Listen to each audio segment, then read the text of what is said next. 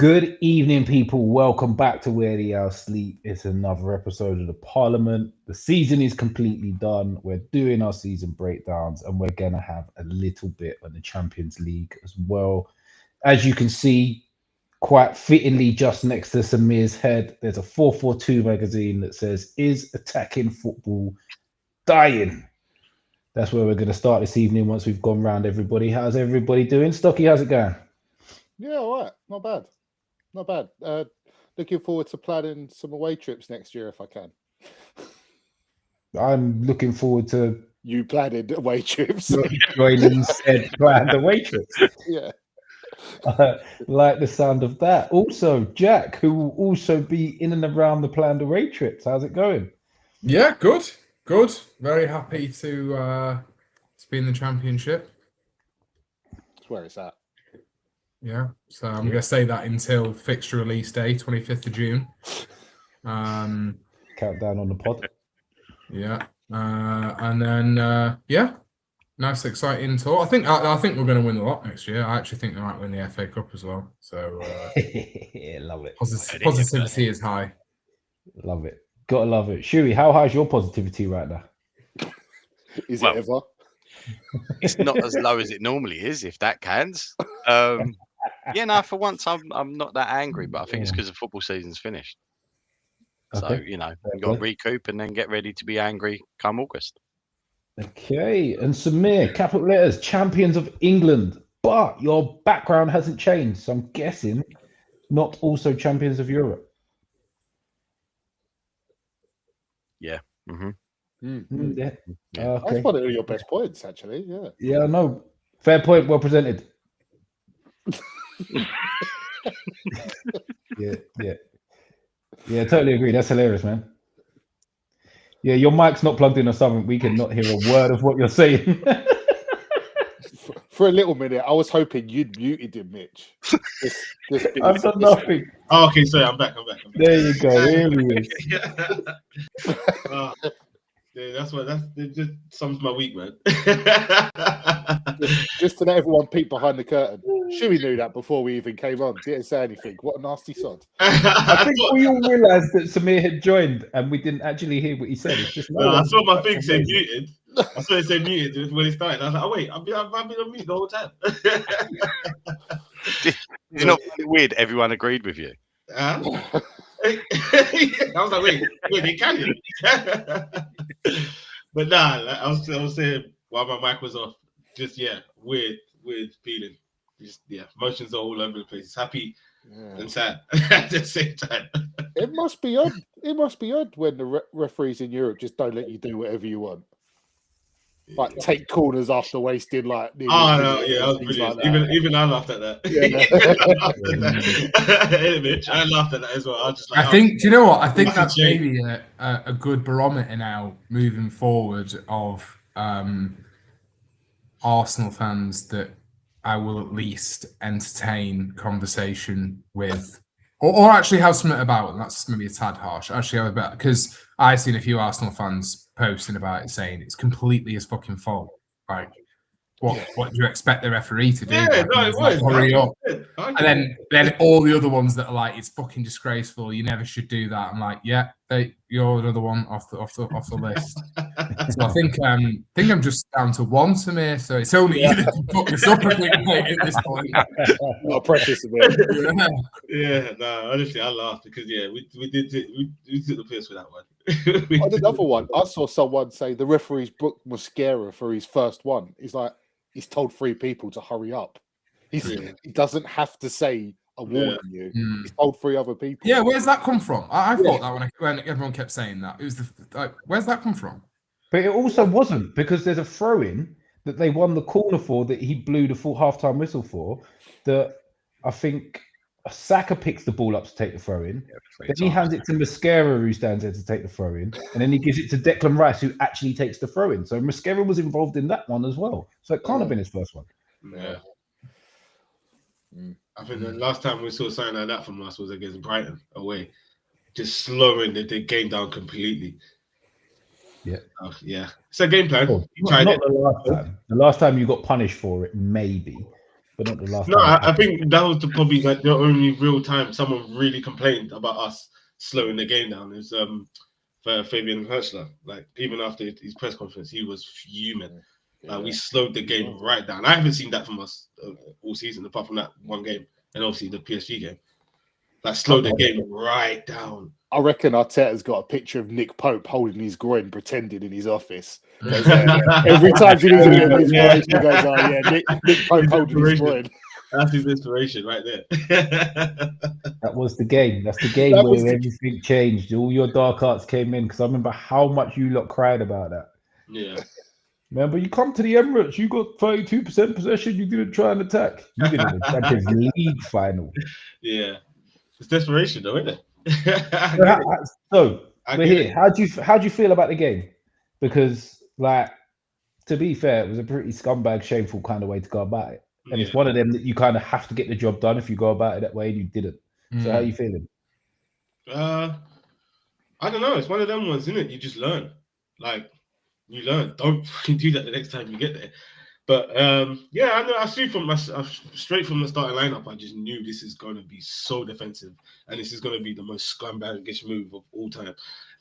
Like the way we could have gone 10 times better with what we had. But yeah, I think Arteta was nervous.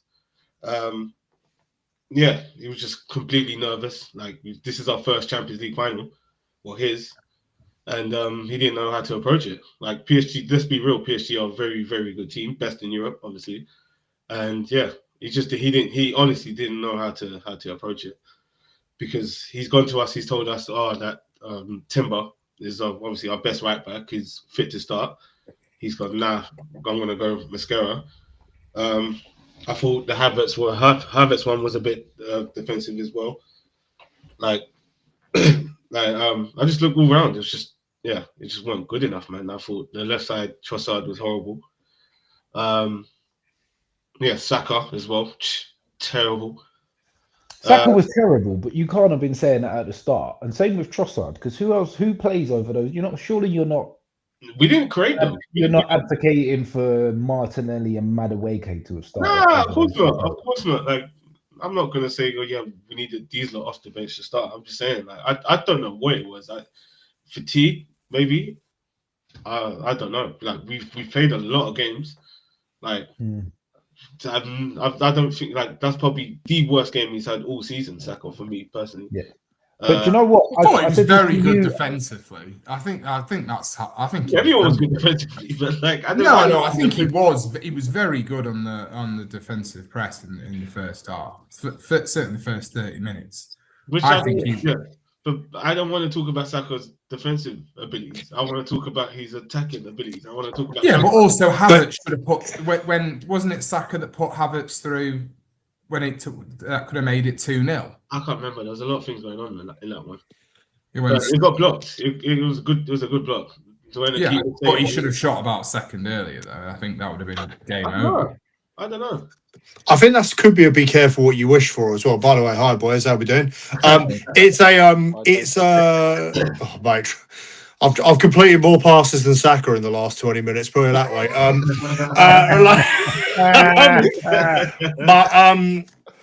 But I think that could be a be careful what you wish for, because it's like, I don't think even the neutrals don't want to see that from Saka in terms of defensive. But without it, think about last year's Champions League final and how that turned out. And to be honest, if you'd have really gone for it against PSG, you would have seen something similar. Yeah. So it's apples and oranges with that, isn't it? So you're probably better off getting to the stage you did and getting to the point where it was a contest and you were always in it, even down to spot kicks. So it's kind of, I guess you got to take it rough with the smooth on that one. Yeah. But Fabian Ruiz is never going to have as bad a game. To be fair, that's true, though. I thought he was pants. I mean, he's just never ever going to play that bad. I'd be interested to know what the Queep gave him. I don't know if they got an infamous one for him, but on the basis they won, maybe they've been slightly nicer. But I thought, I think Mitch, you just said the probably the most poignant point. Jesus, is that if you're going to go out and do that, you just got to get the win, haven't you? You if you're going to go out in that mode, you have to to get the win, because You know what? it's hard, isn't it, to switch up. You know, it's hard to then try and change basically the style of play. You know, to go from that to then ramp it up. But you know, one thing I was going to ask you, so when you won the semi-final, and all the Arsenal players were like being coy about who they wanted in the final. Did they want PSG or Bayern? I don't actually understand. Who did they actually want? Yeah, PSG, because they knocked us out last season. Oh, right. Yeah. Because I would be like, no, thank you. But to be fair, I'd really rather not. That game didn't really look it, because we defended quite well. Like, if you look at PSG, we weren't really much in it. And I truly believe if we didn't give that penalty away, it would have been 1-0. 100%. No. I definitely would have been 1-0. No. Why they didn't have a say to make? Do that. They didn't have a say to make. I actually agree. I think it would have been 1-0. PSG looked. PSG looked always coming. like they didn't have a plan. They did not have a plan. No. I think they were in serious trouble. PSG. They really did not look like they had and it also they didn't look like they didn't have a fucking striker, mate. So if it had gone on another 10 minutes, then it would definitely have been in panic territory, because it's not like they could lump it forward, because they just had nothing. And you they never do though, do they? They've never really been a team. No, they haven't. No, they absolutely haven't. What I'm saying is they probably haven't just played against a fucking. Yeah, an attacking winger playing as a fucking doubled up left back or right back, or whatever the fuck he was doing, Saka. Like, so, yeah. I disagree. Yeah. I think it was coming. I said to Samir at the time, in the 10th minute, when Gabriel had made his second last-ditch challenge, it's too early. You're not getting to the end of this game. It was too early. But he could have done that over and over. Whether they got that penalty or not, they were going to score before 90 minutes. Nah, not without a pen. I don't they think were going to score so. before 90. 100%. But they had chances after the pen, so you can't say they weren't. Because the game was opened up the game was opened up after they scored. Like, yeah, but it ain't like you bombed everyone forward and went for it. You still carried on playing the way you were playing. No, we went out a lot more. We were making subs. We were you went a little bit more attacking, but the players who started, like I said to you at the time, trying to flip from that defensive to then try and attack is basically impossible. Yeah, but that's like as soon as they scored, you had to make 2 or 3 changes to change the mindset of the team, because the players on the pitch aren't going to be able to change what they're doing. Pretty much, they've used all their energy in this defensive setup, and it was never going to work. The thing that would have got you going a little bit further on was, like I said to you at the time, Vitinha had 2 sighters. And I said, after the first one, you're lucky if the next one doesn't go in the top corner. And after the second one, I said, if you keep sitting off him, the next one will go in the top corner. And you because they scored and you then pressed up, he didn't get another shot from there, but he would have got another shot and he would have scored. Well, 4th time lucky. 3rd time lucky it would have been. I'm sure he had 3 shots. And it was 3 within about 10. It was 2 within 10 minutes. Yeah. And then they scored and he didn't need to shoot from 25 yards anymore. Yeah, it's true. Yeah, but that's the thing, innit? You would probably have had to have hoped for something like that, innit? But if they didn't have anything like that, they ain't there. I don't think they would have created anything in the box. Like both keepers had like the most quiet game I've ever seen in the Champions League. Their keeper definitely had a very quiet game. Before at 1-0, at 1-0, Ryan didn't have nothing. They didn't have enough for keeper. If you think about it, it was only after they got the 1-1 we opened up. They started attacking us, and then but before that, there was nothing. Mitch, it was the most boring game ever. We were sitting there, we was watching the most boring game. We was having conversations about goalkeeping. To be fair, after about 35 minutes, we was sat with like everywhere with Arsenal fans, and most of them were on their phone. It was that boring. It was so boring. It was that bad. You called me over to the table, so. What? Did you not get a seat on the table you booked there, John? Seats, boy. I have 3 tables to choose from. See you later. Oh, this bad boy poetry's got other options. He hooked us up. Side note: doing the same thing, same place for England, Ghana, 23rd of June. If anyone's about, so. So like, we can stay in there till the Football League fixtures come out. Oh mate, count me in. That game is at 10 o'clock. I didn't bother watching it. I genuinely didn't bother watching it. I just kind of looked at it on my phone because Can I also just say, Ruiz did not have a 6 out of 10 game. That is I had to say that. I can't believe that I told you, his match rate is crap. It's nasty. I'm saying that fucking Lequip has been too nice. I feel like the world's gonna explode or something. Like they've never been nice ever. Yeah, was Ruiz worse than Trossard or Mosquera? Because they both got a 3. No. They got a 3. Yeah. I mean, Mosquera wasn't great. No, but Trossard was like similar to Ruiz, just like nothing. I can't believe he didn't start Timber against probably the best left winger in the world, or inside left, whatever you want to call him. You start Timber. Yeah, but he didn't really cause too much, did he? Well, he run round enough. He done the 2. Well, you got the pen, you got the pen. But like probably could have had Mosquera sent off if he really wanted. Let's be honest. Like it's for that pen. Yeah. It's like Mosquera's done well to get away with it, and I think Arteta knows that, which is why he's instantly hooked. I know double. Yeah. Looks like he's jeopardy works for both yellow. I suppose. Double jeopardy. But like, I think had he been left on, I think he was at risk. Yeah, but is it double jeopardy if it's the second yellow? It works for both yellows and reds. I didn't realise that. I thought it was only a straight red. So if it's normally, it would have been a red card, they can give him a yellow. But if normally you're going to get a yellow, it gets downgraded again. It works for the same. It works the same basis. It doesn't state which colour the card's going to be. It just means the card is downgraded because you get a penalty. Oh, that was penalties off, by the way. Oh, that just hurt. No, I can't. Factually, in the laws, you cannot send him off there. No, but the referee might have done it by mistake, but VAR would have reversed it because you're just not factually allowed not to do it. If it was a straight red tackle, he then would have got a second yellow and got sent off. But because it was just a yellow card tackle, it instantly gets downgraded. Okay, that's a bit mad, but yeah, fair enough. The way the law is written, it's written around the actual downgrade rather than the actual colour of the card that you're speaking of. That's mad. You know what we've said about like Arteta sitting defensive? Yeah. Does anyone else subscribe to things? I kind of felt, do you know what? No one ever has a go at PSG really, and Bayern did, and they scored some goals. And I'd say Arsenal got a better defensive one. Why didn't they just try attack them a bit? I'm not saying like go full Tottenham against Chelsea that time, like with your back 4 on the halfway line.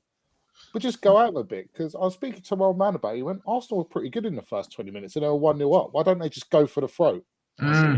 Just look for a second. And then I read and I was kind of checking up on Twitter that they just got sat deeper and deeper. Why not go for it? Why not go and win it instead of hold it out? I don't get that. And I'd say that's that negativity that as a neutral, you're not really pro-Arsenal, really, are you? Because it's that negativity.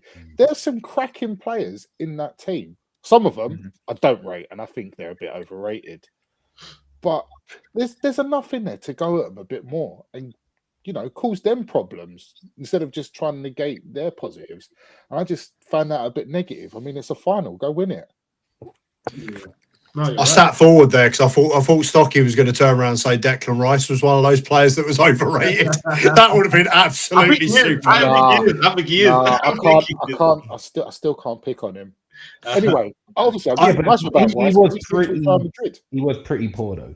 He was. Yeah. But they keep trying to get him to pass. He's bigger and quicker than everyone else. Just run it. Like Vitinho or João Neves are going to go shoulder to shoulder with Declan Rice. It was fair. No, Arteta needs to control everything and pass the ball. Just give him the ball and run bigger kids. Does this not? I mean, there is a pattern here where I think Arteta, particularly in the Premier League as well, against the teams around Arsenal, like your Arsenals and your Liverpools, he's always been accused of setting teams up incredibly negative for huge games, and that's kind of that pattern stayed to point, isn't it? Really. Yeah. So, is that going to end up being his legacy at Arsenal? I don't think he'll do that next season. But personally, for me, we've had this conversation already. I just think once he's got that Premier League now out of the way, like I don't know, it could be more open next season, depending on the players we sign as well. I don't know, like. I think we'll approach games a lot more different next season. Like, if you look at this season, we didn't win a single big game. Like, I think Tottenham was the only win. We didn't beat City. We didn't beat Liverpool. The game. Tottenham really a big game. Yeah. Maybe I know, for you. I said Maybe that, for you, no, fella. that's our big game. Isn't it? That's our big game. But I'm just, like, It was a free hit for Tottenham. Or, you know, we turn out, we might get a point. Like, I mean, Generally- in terms of like our like big games. Yeah. I don't think he'll change the way if he set up all this time the same way. But do you think that was his game plan from the start, and he just happened to get an early goal? Yes. Yeah, I think so. Yeah. Oh yeah, from the lineup. From the lineup, that was the game. That's mad. So you're literally playing in the hope that you Yeah. might nick a goal, and they Yeah, had he was gonna six scum it the whole way minutes through. in or whatever But it was. I mean, it fell into his lap, didn't it? Because if you look at the goal they got, it wasn't that they crafted something out. It was No. they capitalised on a massive error. You know, like it was. Yeah. Finish, And- by the way. Do you know the two things that will tell you that that was his game plan? That I think it was about 90 seconds in, they got a free kick on halfway, and Oh, yeah. everybody went into the box apart from Yeah. Declan Rice, Yeah, and he just pumped it into the box. yeah. And I was That like, was "Are it. you fucking kidding me? We're doing this after 90 seconds." Yeah. I don't know about. But then in the 80th minute, when they're trying to get a goal, the free kick went short. Go That go tells back you and everything about the original game plan.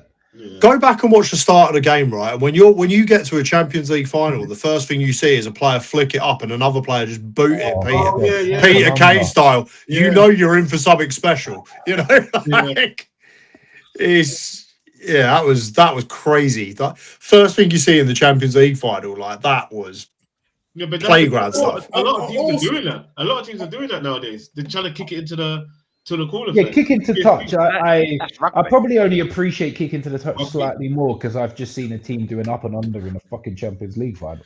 But it's bonkers. Both of those are bonkers to me. You've got the They ball. are. I was Keep the just ball. about to say. Yeah. Box It him was in, boys. Arteta or the Box set him piece in. coach. Has he been It's- downgraded? It's, He's been disciplined. I can't roll with He's that. been paid putting the 300K. ball out. Do you reckon they've just gone like full Matt Letizia and had themselves to have a throw in within like 15 seconds or something like with the bookies? No, but it's like I was saying this to Mitch as well. Like, why not at the same time? You've seen that height. Like, they're not the tallest team. Let's flip in. It's a rugby up and under from a kickoff. I know. I know. We're It was not talking wrong. about It was pumping wrong. a free kick into the box or taking a long throw. You're never gonna get up to that and get a header on that up and under. Oh, It's no, never gonna happen. No. So what is the point of it? It just makes I no didn't mean on the sense. kickoff. I didn't mean on the kickoff. No. It's called the Gary Owen, just to let you know, in rugby. There you go, the old Gary Owen. Yeah, bonkers. Which is why I put that little magazine on the drawing. Is attacking football dying? Champions of England are probably one of the most away from maybe. No, I would even argue that Mourinho's 15 goals in a season side were even more attacking than his Arsenal side. Yeah. Yeah. They scored goals with- Yeah, I think I they think are. we scored Yeah. goals as well. I think they had better forwards. They had. Yeah, oh, yeah. No, they just look stronger. I'd say that. They were very. But their strong. forwards were allowed to play. Because I remember that Mourinho team very well. The fullbacks barely got over halfway. They had a sitting midfielder that barely left in front of the back four. Yeah, But But everybody else was kind of allowed to go and play.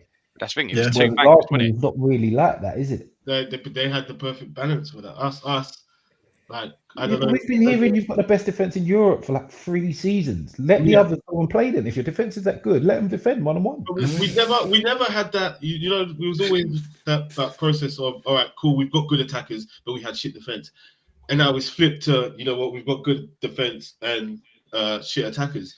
We'd never have that. That balance of okay, all round. It's Yeah, but your attackers aren't shit. They're shit because they have to defend too much.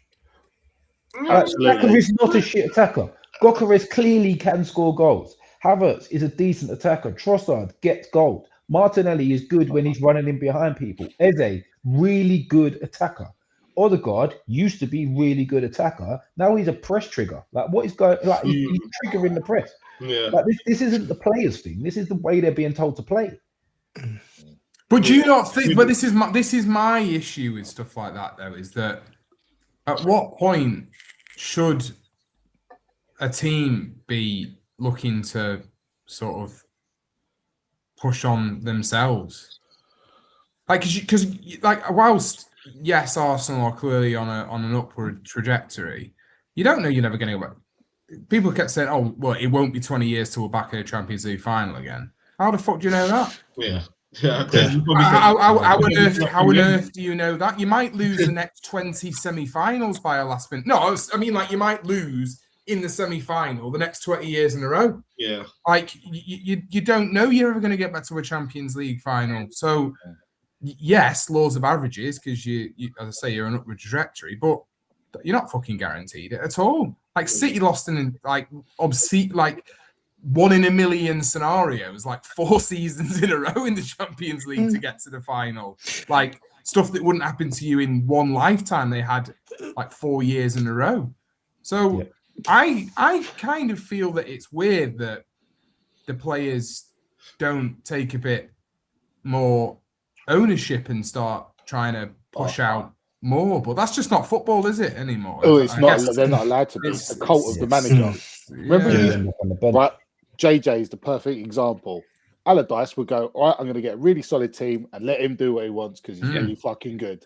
Now, managers say, I don't care how good you are, you're going to do what I want. And that's why. Yeah, but that's the thing, though. Everyone's seen the blueprint with Pep and it's worked. So now everyone tries to follow that. And he's been doing that for years. Whoa. He didn't play boring football. Pep is an over manager. Let's not compare what Arteta's doing. I didn't say boring football. I just said all I said was that Pep installs into your head. Listen, I don't care if you can dribble. I don't care if you do this. Listen, I want you to do this. It works. That's what everyone wants to follow. Okay, it works. It wins you Premier Leagues. Didn't say it was boring. I'm just saying, like, everyone's trying to follow that blueprint, but you can't do it the same way. Or you're saying it to a different type of player. Like, you can go to a Jack Grealish and say, calm down a bit. But can you do that to a Saka or a Trossard who's more explosive?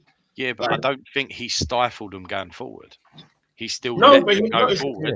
The problem is Arteta's doing I'm going to tell everyone what to do. Yeah, but, stay there, though. Don't push out. Don't. No, but he kind of did. Players that would go, yeah, but did he, though? Look at the final, for example.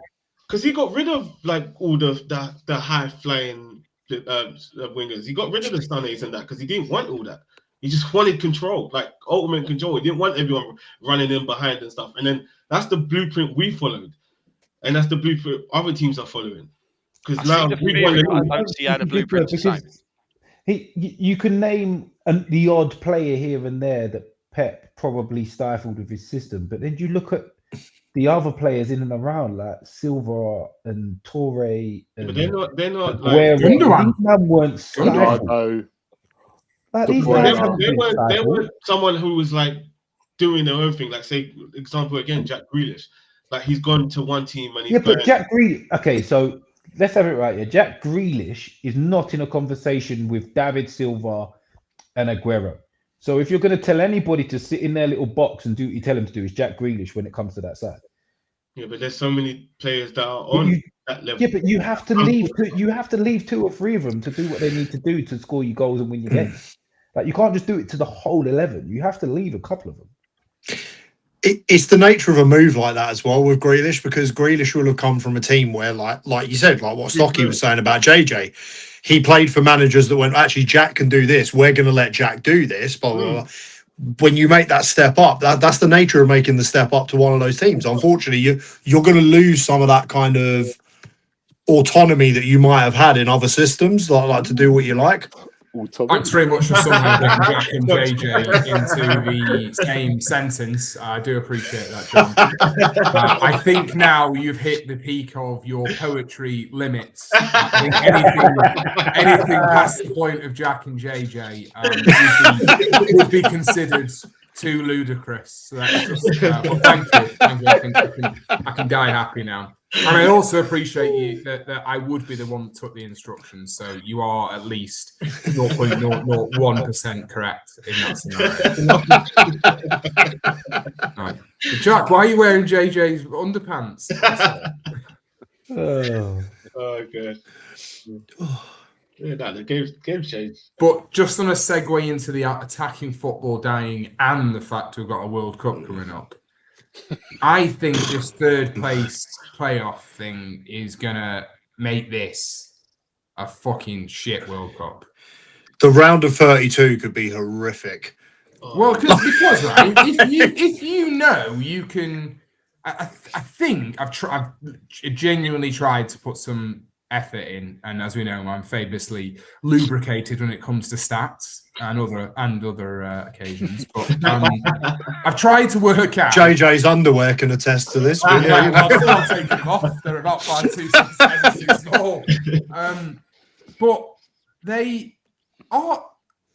It looks like 3 points is like a very high 90% chance you will go through. No, as one of the 8 best. Oh yeah, 8 finishes. Yeah. I think Are you shaking your head that I'm wrong, or no? I'm shaking my head because it's going to be me. Yeah. So I think 3 points you would be.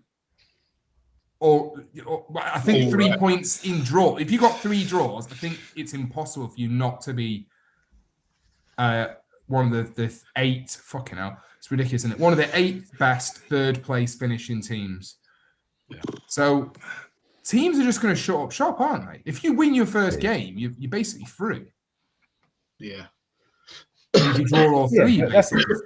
That's only going to apply to the weaker teams in each group, though, isn't it? It is, and also Norway play France last game of the group stage. So if anyone wants to throw some money down the drain, Norway to win their group looks nice to me. And on that, to be fair, I think Norway are going to completely shithouse Arsenal their way to try and win this competition just because they've got. Yeah, of course. The captains. Norway actually are good though. Yeah, that's it. No, they play attacking though. They're not actually very good at defending now. No, I watched Norway versus Sweden last night. So fuck Sweden. Also, it's because the Nazi sympathisers. So don't fall for them being nice guys. They allow the Nazis into Oslo in Norway. So as a proud friend of a Norwegian, fuck Sweden. The men, of course, no issue whatsoever.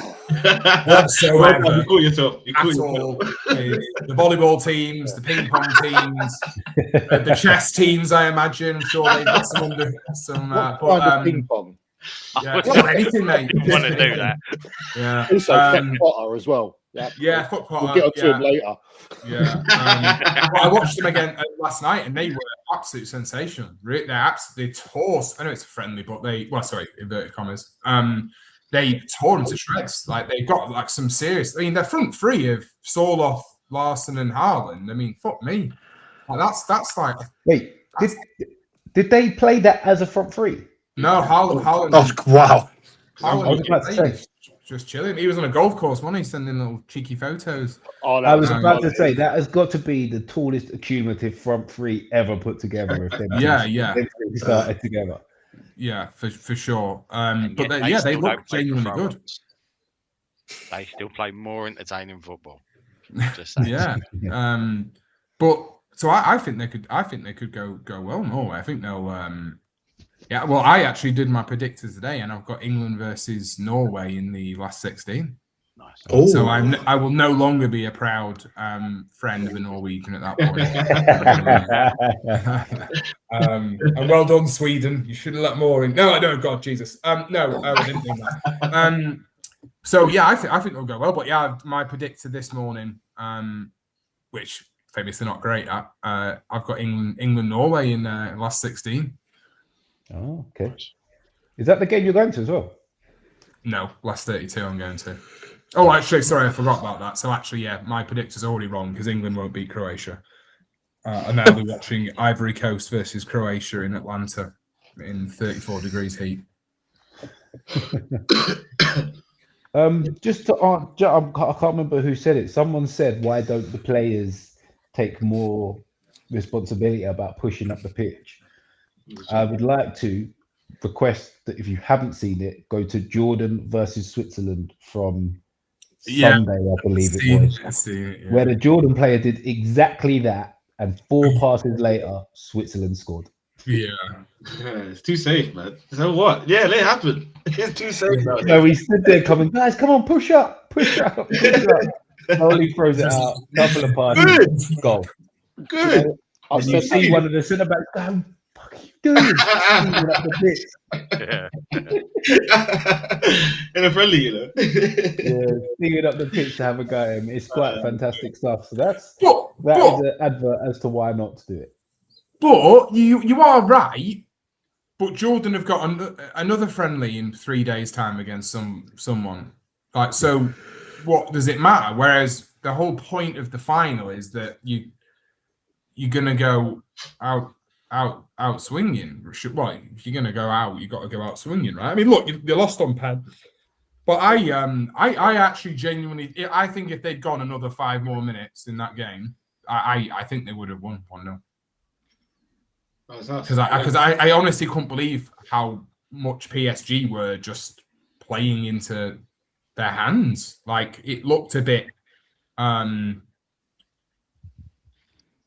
almost like they haven't watched Arsenal in any game this season, to be honest with you. Like, that's kind of what it looked like. That they, like, you know, we're not expecting this, and like, really? Like, I mean, it's sort of a known thing. Like it's a thing that. But yeah, I don't know. I think you'd rather go out swinging. Why would you ever want? Number one, you don't want to go to pens. It's a flip of a coin anyway, isn't it? Yeah. So I just think I think normal time was their opportunity to strike. Extra time they couldn't go for it because I think at that point they really would have been up against it because of the way that, you know, the players they had the pitch. But I think they should have gone for it a bit more. But like your old man said, Stocks, like, I think they should have, when they were 1-0 up, I think actually like 1-0 up, that is when they should have been like, that is great. We've got a fucking brilliant platform now to work off. Let's push on, because I think PSG were a little bit on the ropes. I don't mean from that it was shot after shot. I just mean that they just looked like they had no idea what to do against a team that everyone knew exactly what they were going to turn up and do. So, but hindsight's a beautiful thing, isn't it, of course. Did you notice what Arteta said in the post-match? He was like, we're going to make difficult decisions, like with regards to next season and how they progress. Like, we're going to make difficult decisions. I know which, well, for me, it wouldn't be a difficult decision. Get rid of Ødegaard. He just slows everything down. Like Mitch was saying earlier, why have you not got Eze in there? At the start of the season, I thought Eze would have taken that spot by now. Then Eze fell off as well. And it's just like, and then Ødegaard picked up form, and then it's just like, okay, he's gone. Eze picked up form. Yeah, honestly, I've been saying this to a lot of fans this season. I think when Ødegaard's on the ball sometimes, like we like, he dictates how we play sometimes, and we actually quicker and it's more controlled. And I think with Eze, sometimes he tries like certain stuff and he doesn't like pull it off as much, and he's just like frustrating sometimes. Interesting. There's noise coming in about Morgan Rogers now, though. Yeah. I just don't see it. I honestly don't see it. I don't know what on that left side. No, I think he'd be through the middle. You can't have three through the middle. We've got Eze and Ødegaard. And I think when the chips are down and when you need a player of that, he could. I'll say his word stature, because he has got quite a big stature. He hides in plain sight. I think so. I've seen him in some games where, you know, he's not wanting the ball when it's tough. Someone like Rice would like still want it and shot. Even though you'd say Ødegaard's got superior technical ability, Rice would still want it more, and Ødegaard weren't, and that's your skip. Sort of things like that. Just sometimes I think he hides a little bit in plain sight. Yeah. I'll give it to be fair to him, he has had a lot of injury issues, like a lot this season. So I think, I don't know. I feel like it's because, like, if you look at us now, which is like, obviously we've won the league, so there's a feel-good factor. You don't want to see anyone sold. So I think he means in terms of that, like, it'll be hard to sell, like, a Trossard. Like, he's been a big part of us winning the league this season. I'd say that's an upgrade. Like, both starter and backup on that left wing, I think you can upgrade straight away. I know, 100%. But like to see them winning the league is what I think he means. I see what Samir means. It's that loyalty towards the players. They've done that finally, and then just go, salam, mate. That's what he means about hard decisions. It's hard, but as a team, if you want to progress, mate, who's the best manager in the Premier League era? Or you could say Pep, or you could say Ferguson. When Ferguson decided a team had reached this point, didn't matter who you were, you were out.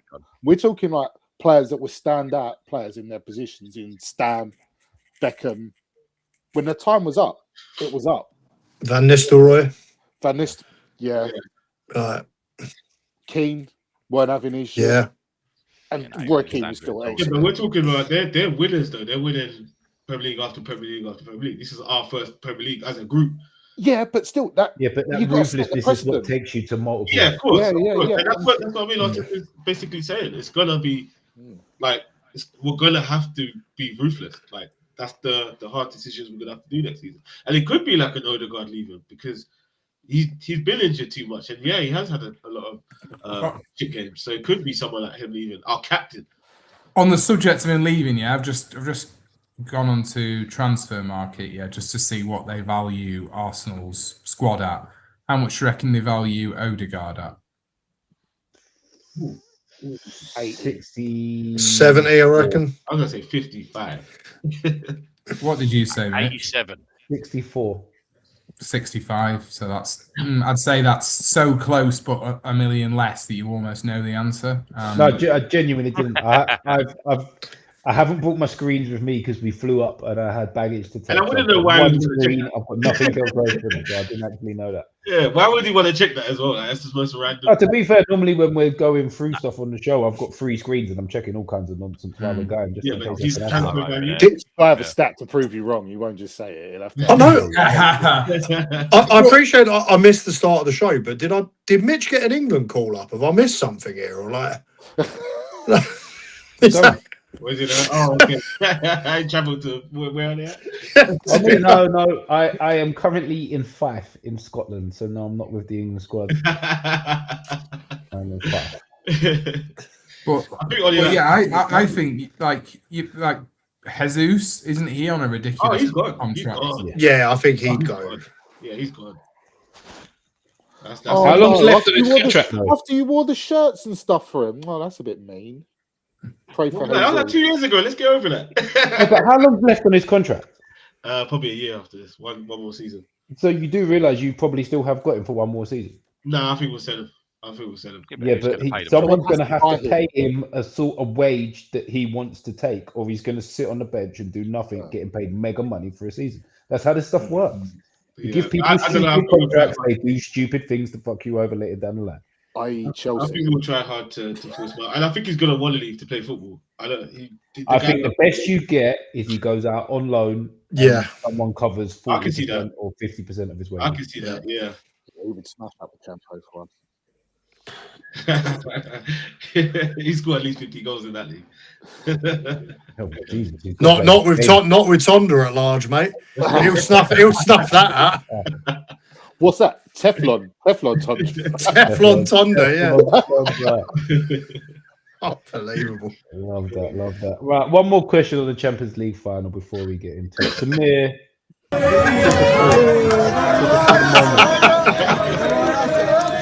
Talk us through it.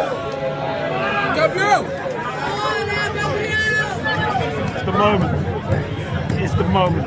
Over.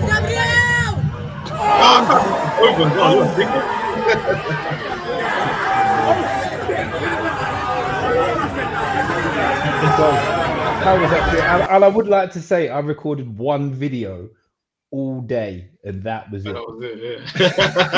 I don't get how you didn't go into a tirade. Hey mate, I went through like the Arsenal fans went through a range of emotions. So did I. Yeah. At first, it was like I hope these fuckers lose, and then they scored and they defended so well for so long. I'd already swayed into that. I hope they actually get this over the line because this would be really good. And then PSG scored, and I was like, yes, they're not going to win it. But then it went into extra time, and I was like, this would be quite epic if they scored again here. And then they didn't, and it went to penalties. So at the end, I was just like, it is what it is. It actually got a little bit interesting in the end. He came back from the toilets like an XL bully, though, because he got to have a pop at the Invincibles whilst he was having a slash, so he was well happy with himself for that. I instigated a fight from just fucking. He actually did. I thought he went home. I was like, where the hell's Mitch gone? No, this was jokes. Yeah, there was a Chelsea fan and an Arsenal fan in front of me as I went to the toilet. So I'm having a piss, and they're arguing about the Chelsea fans saying we've won every trophy. And this guy's going, yeah, we went invincible. So I turned around and went, Benfica went unbeaten this season and finished third. Finished my piss, washed my hands, and walked out. And about 10 minutes later, those same two guys were fighting and got kicked out. But we also had at full time. There was like a said group of Chelsea fans just like basically started celebrating, and then you had like a few Arsenal fans getting pulled back from like having a it was a very, very silly little scene, and then the pub emptied out very quickly. You say I challenge you to a duel as he throws his Marlow across the room. There was some crazy. There was one brazen geezer that about 20 seconds after Gabriel missed the penalty went up in front of the big screen and lifted his arm out and took a selfie of the whole. Oh yeah! Oh yeah! And I was like, mate, you're great. I know they're Arsenal fans, but you're great. There was so many of them that it was like just sheer volume alone was reason not to. It was impressively brazen. Fucking geezer. Just putting it out there, didn't Arsenal go unbeaten the whole Champions League and still? Yeah, they did. And they didn't win it. We still are, don't they? Oh shit! Yeah. Genuinely, unbeaten. They was unbeaten and didn't win the fucking trophy. Don't give them another stat to pedal, Shuey, for God's sake. that is just hilariously mocking. It's fantastic. The arthritic invincibles. Oh my god! Premier League champions. Yeah. By the way, did you know Gabriel was left-footed? I thought the same thing when he ran up. Why did he take a pen? Why did he take a pen? Me and Mitch having this conversation, and I have this theory because I've been seeing it a lot, and I've said this on Saturday. Like it's weird.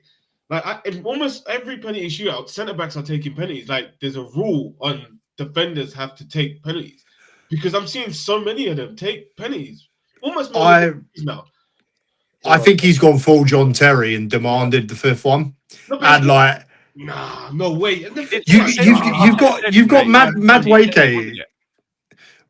Weren't there some penalty shootout at Chelsea where Madueke was literally like fighting someone to get the last pen? They were beating Everton. It wasn't a penalty shootout, but it was.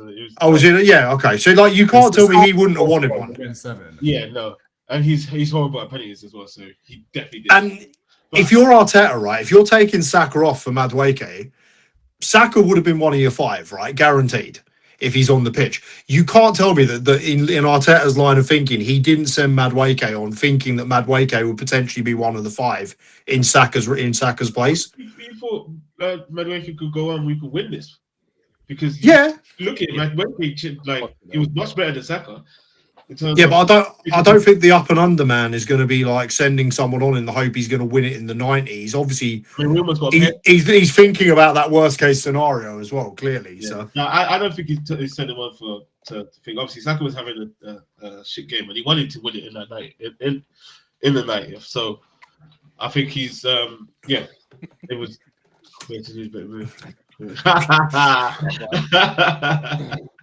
Do you think he was being protected from a narrative as well? I know this sounds mad, but like, I mean, Saka's already missed one penalty in a major final. Could you imagine if he'd done it a second time? Like, do you reckon like Arteta had a bit of that in his thinking as well, or? I genuinely don't think he was thinking about penalty.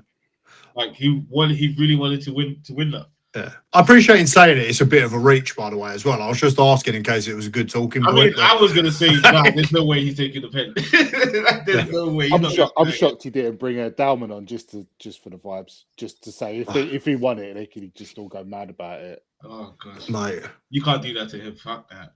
You know what? I won't lie. The penalty shootout, Ellis come down, and I was like, their centre back took one. I was like, mate, you got to understand, centre backs bang penalties, and then Gabriel come up and absolutely fired it. And part of me was like, yeah, no, I enjoyed that. Did someone of PSG's defenders take a penalty? Or loads of defenders were taking penalties. Yeah, Gabriel. Defenders normally take good penalties. I'm glad you mentioned Terry missed it because I loved it. Yeah, I'll never forget. They're the ones who missed. No. But you're like, good defenders, like cultured ball-playing defenders, take good penalties. Like good technical defenders take, not fucking Gabriel. Is Maguire? coaching? Yeah, I was going to say, because I will never forget that Maguire penalty. Better technique than Gabriel. Yeah. But like, is he coaching? Like you said, the words you were using there? Yeah. I would call Maguire much more cultured than Gabriel. Not much more, but is like definitely much more. Let's just say in general, is he cultured? Like, would you say more than Gabriel? Yes. I'm just talking about Maguire. Let's not forget. What we're doing here is. I'm just saying, is Maguire? This is like, but you've still got Saliba on the pitch. You've still got Henkape on the pitch. You've still got Timber on the pitch. You've still got Zubamendi on the pitch. You've still got Madueke on the pitch. All of those players there. Even if no one else steps up and Gabriel steps up, you've got to go, whoa, hold on, bro. Is Zubamendi on the pitch? Yeah, yes, I was just. How is he not taking a pen? He's supposed to be a baller, isn't he? I've never seen him take a free kick in my life. I don't care. I do not care. As soon as Gabriel steps up, one of them guys has to go, no, hold on, my man. You can wait. I'm going fifth. You can be part of the sudden death. But I'm not letting the defenders take it at all. I'm letting all attackers. That's what I'm doing. If Saliba steps up, we get about the sixth. Cool. If we get past the fifth penalties, that's when the defenders can start stepping up. But everything else is just attackers. But again, he's asked to take that, so that's the manager's fault. As a manager, all you guys are saying, you're going, nah, you can go 6th or 7th. You're putting your top 5 there. For the manager to go, yeah, no, you're right, you have it. That's on him. I'm sorry. To be fair, I'm going to back up Arteta here, because for me, as a manager, when we go into a shootout, if I'm going into a shootout as a manager, I will say, these are my penalty takers. These are my 2. You 2 are taking a penalty unless one of you's giving up your pen. Who else wants one? If only 3 hands go up, them 3 are taking a pen. Yeah, it's up to them, the other players, to decide. Actually, I have to take a pen over that guy. So that for them to put their hand up as well. That's how it works for me from a manager's perspective. So if you've only got 5 to take them, then 5 are taken, because the others clearly don't want it. So you've got to push them to one side. Guys, it's mad doing it, right? So, but when I was watching the penalties, so Georgia, she does not like football. Yeah, she really does not care at all. Doesn't care if it's a World Cup. Just literally does not care. Doesn't care about football. So obviously, don't know what the fuck she was doing on my hinge when we met in lockdown. But when we were watching the penalties, she literally just turned to me and went, "It's really tense, isn't it?" She didn't watch a single minute of the game other than I was like, "Look at that," and she was just watching it, and it's like it's just the pressure of even just when you're choosing that everything now.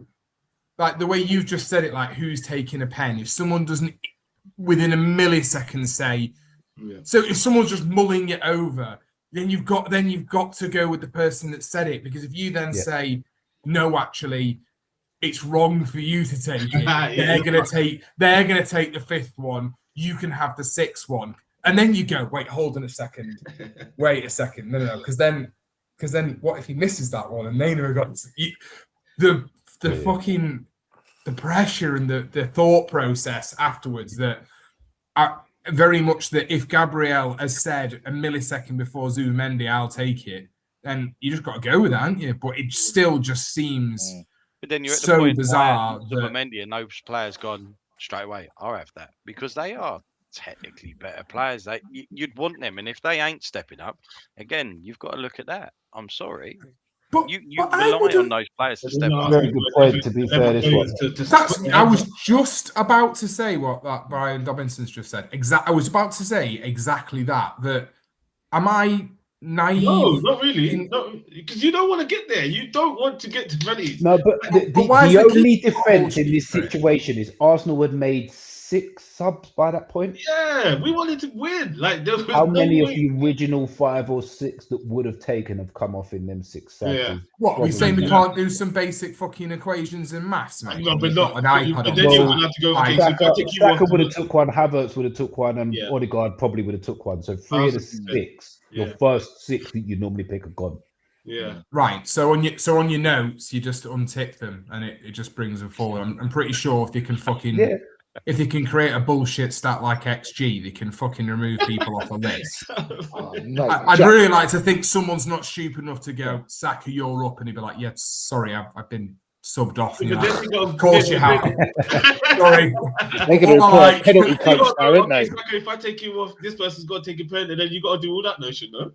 Well, yeah, Like, I mean, I still would have thought that it would be, or maybe everyone's right in this scenario, and Gabriel was always the fifth penalty taker. No, it was already agreed. Hell no. There's no way. Like you got to think about it. In my mind, I'm thinking Saka's going to play 90 minutes. Hopefully, he has a good game. He's playing the whole 90, even if he got extra time. He's playing that. But he was shit, so come off. Well, he had loads of energy. He hadn't paid any passes. He had loads of football left in them boots, didn't he?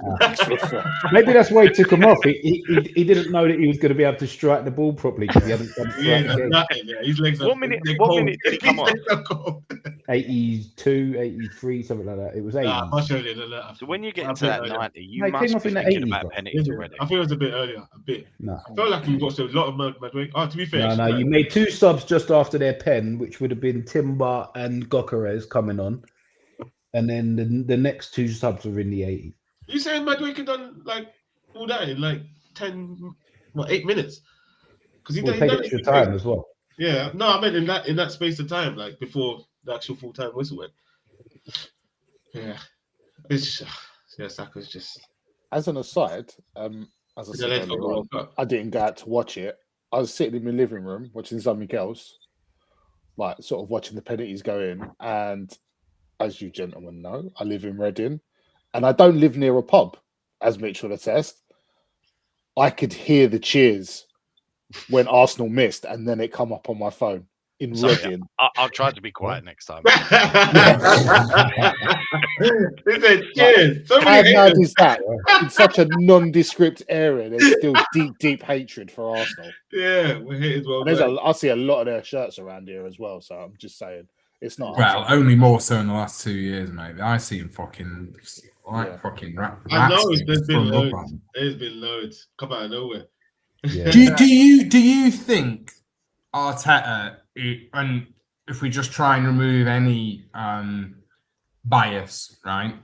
Do you think Arteta is sat there really kicking himself and regretting not going for it? Or do you think that was really the limit of how close they could get, which you did get very close, unmistakably? Do you think that is just the limit of how close they realistically could get against what was not a top performing PSG side?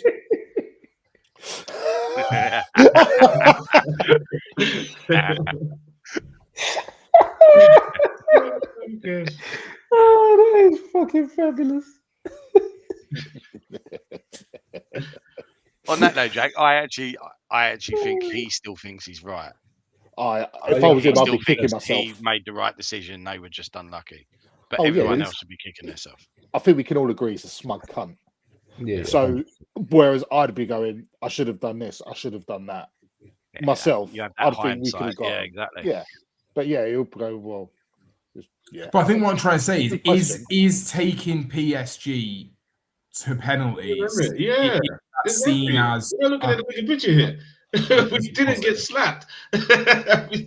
Oh my God! I think you answered the question.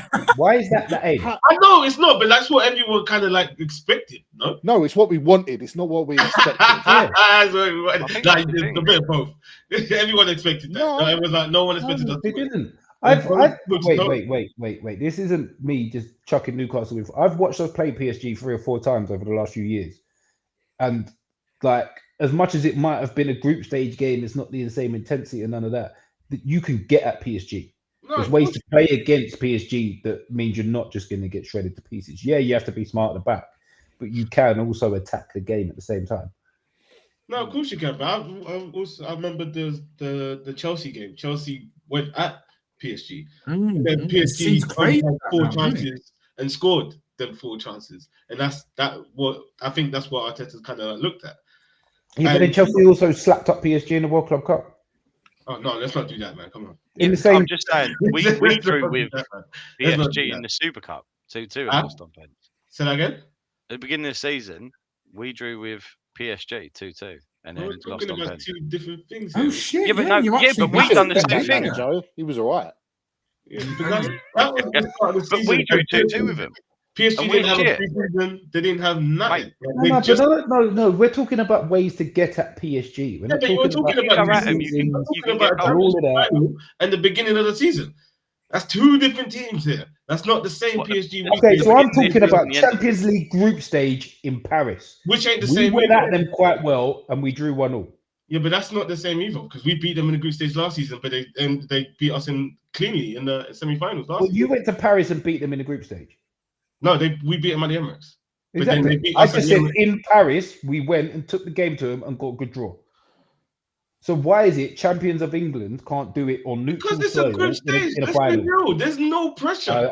The game's completely There is different in the no group pressure stage. in the The group way in stage. Paris is just as Of course, but you can hard play with as so much freedom in a group stage than you can in a quarterfinal. you can play with whatever semi-final. freedom you choose to play in Of any course, game of you course choose you to play can. in. But like It's in just group how stage, scared you are of what happens to play with that freedom. in group stage, That's you can been lose the whole 2 point of this games conversation. and still finish top 8. Right, Like, just there's saying, no pressure. we said it already. It may have been the beginning of the season, 2-2. It was a cup final. We lost on pens. What's the difference? And we're shit. We are shit, and we scored 2 goals. But you should have won that game as well. Yeah, you It's like basically a community shield. No one you were celebrating that like a year ago, so pack that in. Who the hell was celebrating? Arteta You calls lot it a always trophy. celebrate community Don't, shield. don't think we all forgot about that. He About counts what? it as a title. Who? Yeah. Arteta did. Old Lego head. Last And then season. we got told it's not. But when Pep's got 20 But titles, hold all on. of a sudden, You were screaming it was, and now it isn't because you've won something else. Not really. It's just they're 2 different things. You're talking about the beginning of the season, and I'm Which talking is about the a same Champions League season. final. It's the same season. But it's not the same team. You're not. How much different are they from then? They played the Club World Cup, barely had time off, barely had a preseason, and had to face you. Literally had to face you. And I don't even remember the team. I don't even think it was a strong team either. No, it wasn't. Compared to what we had. And Wait, okay. your game was basically a preseason. Ulterior point to what you just said, yeah. So they played the Club World Cup, which you weren't in. Barely had time off. Got into the season. Played Tottenham. Yeah, Tottenham got a draw. Played a lot more games. Got to the Newcastle game in the Champions League. Still weren't at their peak. So they then have to continue playing all of these games in all of these competitions all the way to the end of the season. So they've now played 2 full seasons with no break, and you reckon that's peak PSG? Bro, they played in the easiest league of. Well, no, stop adding different things in every time we smash one of your points at the bar. 9 starts all Are season. you telling me that's peak PSG? Dembele has had 9 starts all season. So let's not add their league into this. Let's not add their league into this. What's your point? No, I'm just saying, like, we can't. How are we going to compare the beginning of the season, which is pretty much a preseason game? Let's be real. It's not a preseason cup like the Super Cup. The Super Cup's everywhere. Like, we're not going to go, oh yeah, that's the same team that we faced in the final after a long ass season. By the way, if we're going to say that team that Spurs faced first game of the season is the same team Arsenal faced at the end of the season. Have you looked at the 2 lineups? No one said that. 9 of the same. You're not chasing. No one said that. Everybody made the point that there's other ways to get at PSG and get a draw. Yeah, but or win the game.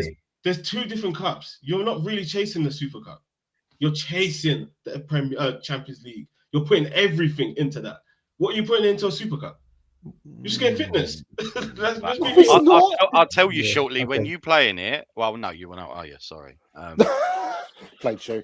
Oh, by the way, what happened? You're in a relegation battle. Mate, it's generally not about the cup final. Don't make me start, please. Don't make me start. The fact of what you're arguing about, we're just saying that we're talking similar teams. Even Tottenham, we're shit. You are a better team than us. If you go at that team, you can get something out of them. Now, you're stronger than most teams defensively and attacking. If you win at them, look at what you've done to Bayern when you beat Bayern. If you played more positively, you probably would have got a better result. You're saying that you held them. You was lucky to get that goal. It got smashed into Trossard and it put him forward. You didn't open them up at all. So if that didn't happen again, there isn't anything. We were solid. Yeah, I know, but you also didn't offer anything going forward. I know, and I understand that. And you have done it against teams. Yeah, I'm just saying, but no one keeps forgetting about the occasion. It's the Champions League final. PSG were It's in the it. same for both teams, Samir. No, Though. PSG were in it the year before. They won it the season before. It's different to them. Even when I'm going to tell you a very simple saying that's been said to me for a very long time, which is why sporting events probably have never fazed me that much. Play the game, not the occasion. Yeah. It's the same fucking game regardless. The ball doesn't change. The pitch doesn't change. The number of players doesn't change. Nothing changes. Play the game, not the occasion. It's very simple. No, I'm with you. Look, I would say go and attack. Of course, I would. But I'm just looking Why at. the fuck are you arguing when we're I'm saying there's other ways I'm to just attack looking at PSG? I'm just looking at the picture of it. I'm looking at what Arteta's probably seen. Like, this is not what these lot are used to.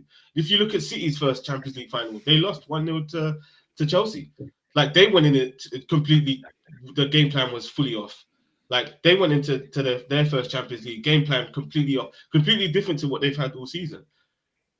And yeah, and they lost that one as well. So it's pretty much a similar thing. Yeah, no, but this isn't a point of okay, maybe we got it wrong, but they also got it wrong. No, I get that. We're discussing this one occurrence. We don't care about who else got it wrong. I'm just saying in the past. That makes no difference. That's irrelevant to what we're talking about. I get it, but it's first Champions League in 20 years.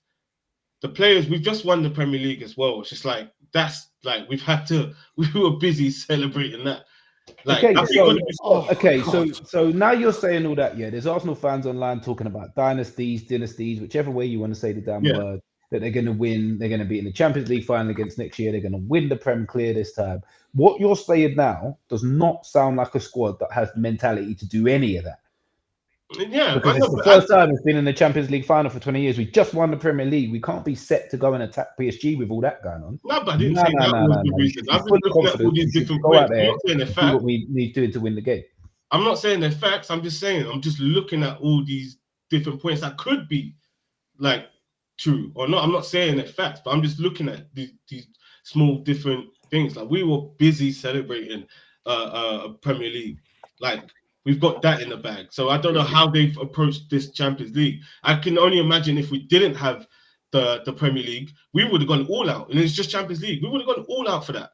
We would have gone all out. I don't know. Mate, I don't think it would have been any different. Your manager I'm not saying it's a fact. I'm not saying. I'm just saying it could be. Like, that could be. You're not making it seem like I'm saying this is a fact. I don't know. I'm not in that dressing room, but I'm just saying, like, it could be. Well, it depends how you clip it afterwards, doesn't it, really? Whether you said it with trust or not. I'm sure Mitch will be able to find the perfect clip. And then just full stop it right at the end. He hasn't got me once. So, like, I'm just saying, it's just, like, I'm not saying that is 100%. I've tied you in so many knots that you still don't know what you're talking about right now. Let's not do that. Where have you pulled me up in a group chat? Where have you pulled me up and said this? I don't need to pull you up in this group chat because you contradicted yourself. And there's been no one time I had to pull you up in the Fly on the Wall podcast chat. You got tied into knots differently within about an hour of me watching back the show. No, I remember saying no. I remember I said something, and you know were saying, "Oh yeah, this happened," and it clearly didn't. And we can see it clearly in the video. Watch it back. Let's watch it back. Not getting into this again. Let's watch it back. Anyway, right. Season reviews. I think we've done plenty on Arsenal for now. I'd love to hear this. I'd love to hear this. Where's Shui gone? I want a season with you. I'd love to hear this. Oh no, Shui's not first in line. Shui's not first in line. We're going to Jack first now because we've done plenty on Arsenal. Jack returning from the studio to the Championship. We're heading straight into Jack. Bolton are back in the Championship, winners of the League One playoffs. What have you got to say about this, Jack? How are you feeling? How do you feel your season's gone? Pluses, negatives, all of that stuff. Well, number one, obviously very happy that we beat Stockport. A lot of their very frankly fucking weird podcasters were saying beforehand, you can clip this as well, Bolton fans, which thankfully some of the good lads have, saying that you won't have more than us at Wembley. we did by 15,000. So wrong. We'll be louder than you. Fantastically wrong. We'll beat you. Wrong. By 3-goal margin. Wrong. Bolton get battered. Wrong. We'll be in the Championship before you. Wrong. We're on the upwards trajectory. Doubly wrong because your manager's just fucked off as well. So that's another one for you. Take that one. So yeah, it was a great day out. I was very horrible to Stockport fans that were weird enough to wait and be on the train because I just don't give a fuck. I really hate this faux bollocks after a game of, oh, you played really well, I didn't think we'd turn up. Nah. Probably quite like Mitch, you can be a little bit colder than I can, but you don't get to say this chat now. You turned up, you talked about all week, you came third in the league.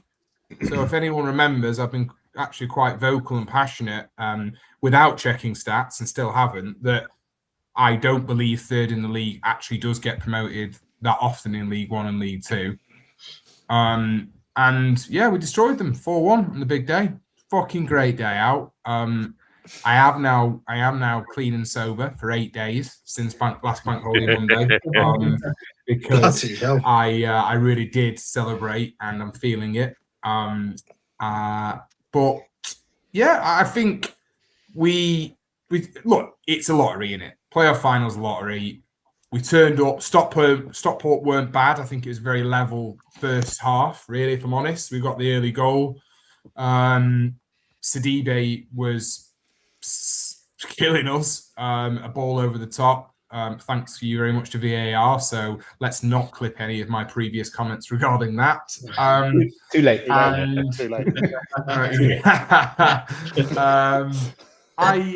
And then the second half, we genuinely just battered them, played them off the pitch. Special moment to see the overhead kick. It was the drama was added to it when I legitimately thought they were getting a penalty, which obviously would have made it 3-2 if they'd scored. To then find out our ex-player who was in the Tib Street Tavern pub cheering when Bradford scored when I was there watching a playoff final with the whole Stockport team that left us, got sent off for a hair pull. I mean, you just couldn't write it, could you really? Yeah, fortunately, my dad complained for 2 hours afterwards, trying to get over to Walthamstow, which in hindsight, as a 72-year-old man, I probably understand that. That's fair enough. So sorry, Dad. But I think we just turned up. We turned up at Wembley. We didn't turn up 2 years ago. I think a lot of the players in the team deserve that promotion. Whether they deserve to play in the Championship, I don't know. But I think the main thing for me is that it's been a special, very, very special season. There've been a lot of, second only to Bayern Munich in the entirety of Europe for points after 90 minutes, which, doesn't, obviously you'd want to finish high and have it on a high. I just never wanted this season to have an asterisk at the end of it. Without being too emotional, my dad's 70 odd. You never know how many times you're going to have these opportunities. I mentioned earlier in the season when we beat Huddersfield 2-1, I was there 10 years ago with my dad, and we went 1-0 up. Darren Prattley, Leighton Orient legend as well, and then lost 2-1. And then, a decade later, went 1-0 down and then won 2-1. In 10 years' time, I fucking don't think I can take another 10 years of it, but I might not be with him. So it just felt special. He's been to Wembley twice, my dad, and seen us win 4-0 and 4-1, which is quite frankly a fucking joke. I've been 4 times and seen us lose 5-0 and 2-0. So I'm all level on goals now, with 8-4 and 8 against, whereas my dad's seen 8 and 1 against. So yeah, it's been an amazing season. The late comebacks has been insane. Like the 90 plus 10 with 10 men. 2-0 down with 6 minutes to go, winning 3-2. It's just been a special season. I didn't really think they'd go as well as they would in the final. But yeah, the main thing for me was just to make sure that when I look back on this season, it wouldn't always just have an asterisk at the end of it saying, ultimately we didn't get promoted at the end of it. And I was really, really worried about that because there's been so many special moments. I just didn't want it to be ruined because it would have been if we hadn't got promoted. But we've let some of our starting team go. Our captain on Saturday for the games, he was without a doubt over the two playoff games and the final our man of the match. Played very well in the final, and let him go, and testament to him. He'd been there, I think, 5 or 6 years. That he knew. He was saying to all the Bolton fans that he knew, and yeah, it just feels like the club's connected again. The players were on the piss for longer than me, which is but that is the barometer of being on the piss. They were on the piss for I think they still are now. So I mean, fair play to them. And I just feel like the club's sort of connected again. It's been special watching Cozy Dewberry. If I get to somehow watch him next year, I'd be very, very lucky. But I sadly don't think he will be with us or in the Championship. But he's been amazing to watch. Made me sort of fall in love with the game again, really. After a couple of seasons of sort of turgid pass without the fucking trophies at the end of it. So, yeah, it's been good. And I know that it's going to be tough next year. And I've already said that I'll be bad-mouthing them when we're losing fucking 2-1 away to Swansea. Or maybe probably even 2-0 to Swansea away in February. But I think, we deserve to be in the Championship. I think Cardiff deserve to be in the Championship. And Lincoln, after turning into prime fucking Barcelona this year, also deserve to be in the Championship. So, yeah, looking forward to it. I feel like it's going to be yet another fucking expensive year. Because the problem is, when you win, I'm fucking joyous. Like, yeah. I will be. I live in the centre of Manchester, though. So it's like, I mean, even the Greggs is open till 11 next to the station. I don't need that. Even if I'm thinking, no, I'm not going to go out. I've had a few. And then I see Greggs and I'm like, wow, we'll have a look, won't we? We'll have a look. So before you know it, if you're on your last pint, if you're on your last pint and you hit a too good to go order, you should be pretty good in Greggs. Yeah. So yeah, I just feel like it's been a special season. I feel like a lot of things have come good. I've enjoyed watching it. I think we've gone for it in some games, and I think we just need to continue on this trajectory. Apparently, we're getting a big influx of fucking cash, big fucking Wonga coming into the club. So yeah, I'm looking forward to it. Looking forward to next season. But I got posed a very interesting question by my mate on the way back, and we were talking about clubs like Preston, who I'm looking forward to playing next year. But they've done nothing for 20 years, Preston. They've had the odd flirt with chance of playoffs, and really they've not even been that close to getting relegated for 20, for 2 decades basically. And he said, would you trade what's happened over the last 15 years to Bolton? I was like, nah. Not in a fucking heartbeat. Not in a fucking heartbeat. We were in League 2, and every game I'd wake up and think we're going to win. We went in League 1, and 90% of games I were able to think we are going to win. Now, by the fact we only got promoted just a few weeks, just about 9 days ago, clearly that isn't the case and doesn't mean anything. But yeah, it's just been a fucking ride, and hopefully we take the confidence forward. I don't think there'll be many teams that have got a better home record than us over the last 2 or 3 years in the Championship. So, Ipswich did it. Why can't some other fucking mad bastards do it? But we're gonna have to spend. That's the main thing. Championship's fucking ruthless. It's only been made harder now. I was looking at the odds for it. West Ham are 9-4 to win the league. Favourites, and you just think, where's that coming from? Well, unfortunately, me. So thanks. But I mean, Wolves. Wolves are signing Trippier, and they've just re-signed some of their key players, and you think, how the fuck do you keep pace with that? How do you even grab a coattail and hope to hang on for a bit? But the 8th place going to playoffs, I think it's I think it's going to be an exciting year. But as I say, crucially, very, very, very expensive. But this is a life we chose, so I'm sure we'll get over it. But yeah, in short, really special season, special moments, and the icing on the cake, because we'd all rather get promoted at Wembley rather than win the league. Don't care what anyone fucking says on the planet. There's no better place to get promoted. True. And if I could condense all the boozing, just knowing we were going to get it in that game, I'd be happy. But I've treated a lot of these games like a final, thinking, well, if we don't get promoted, but the chickens have come home to roost. So if anyone needs any eggs, I'm selling them. Chickens. But no, I'm buzzing. I'm glad to finally get it over the line, and I think it's going to be a fun year next year. And fuck Stockport. Start with it, end with it. Fantastic. I'm about to say you started with that, though. Trivia is an absolute cheat code in the Championship, by the way. But do you not think who else have you got on loan? Because don't you think you might be able to keep hold of Kozra Dubry for his progression? Look, I waxed lyrical about him a few weeks ago. I think it's genuinely testament to a player, and I'm not saying this just because of Bolton. I'm just using, obviously this is the example I have. I think it's such a big thing to go on loan. He was obviously signed from Arsenal's academy and by Brighton. So I think if you could throw a dart at any transfers that have gone from from Arsenal's academy to Brighton, I bet they're half decent anyway. That sort of transition.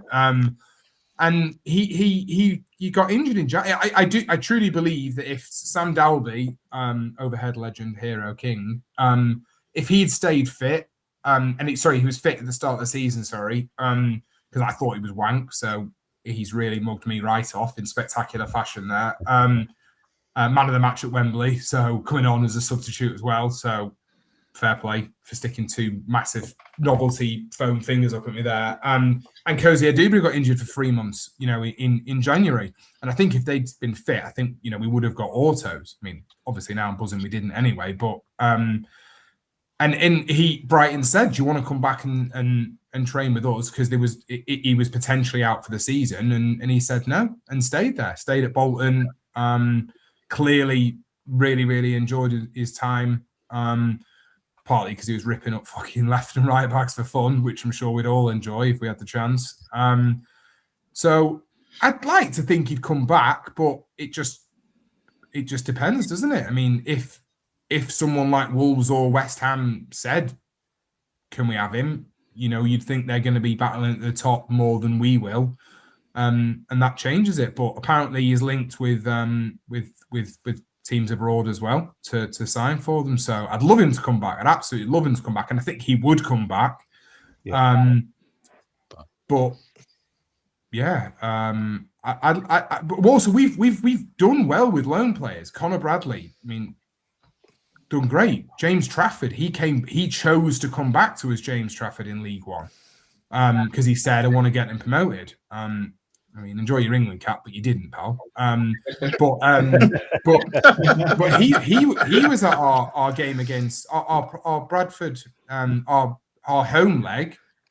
City played at 5:30, and at full time he went straight from City's ground to watch Bolton's game for 8 o'clock kickoff. So we seem to have this connection where players come on loan to us and genuinely feel a connection to the club. We do well with loan players, and as I've said before, that Leyton Orient, that was your year last year. You had to go up then, because you nailed your loan players. And testament to that is that you've got the top goal scorer and only just fucking didn't get relegated. So it doesn't matter if you get your 20 goal a season, man. You need all your loan season or all your loan players to go right. So I think we are in a good position to approach clubs about loans. Certainly, I think we play good football, and we're sort of equidistant between Manchester and Liverpool. That we should be sort of aiming to get decent players on loan, and so I would like to think we've got a good chance of it. But just comes down to money, doesn't it? You know, if someone's on loan at City on 30 grand and someone agrees to pay City all their wages, you know, that might blow us out the water. But I've just got dreams of us being fucking loaded, just buying players and panning everyone. But and our chairwoman has been great. You know, she saved the club. We were 32 minutes away from completely ceasing to exist, not just being, you know, administration, like completely game over, final stage, do not pass go. And she saved us but is pretty open that this is sort of the point where she's happy to move aside into what capacity that would be, because, you know, she's got dough, but talking stratospheric levels of dough, aren't you? The Championship, you know, the average wage now, I think I saw a report yesterday, is £31,500 in the Championship.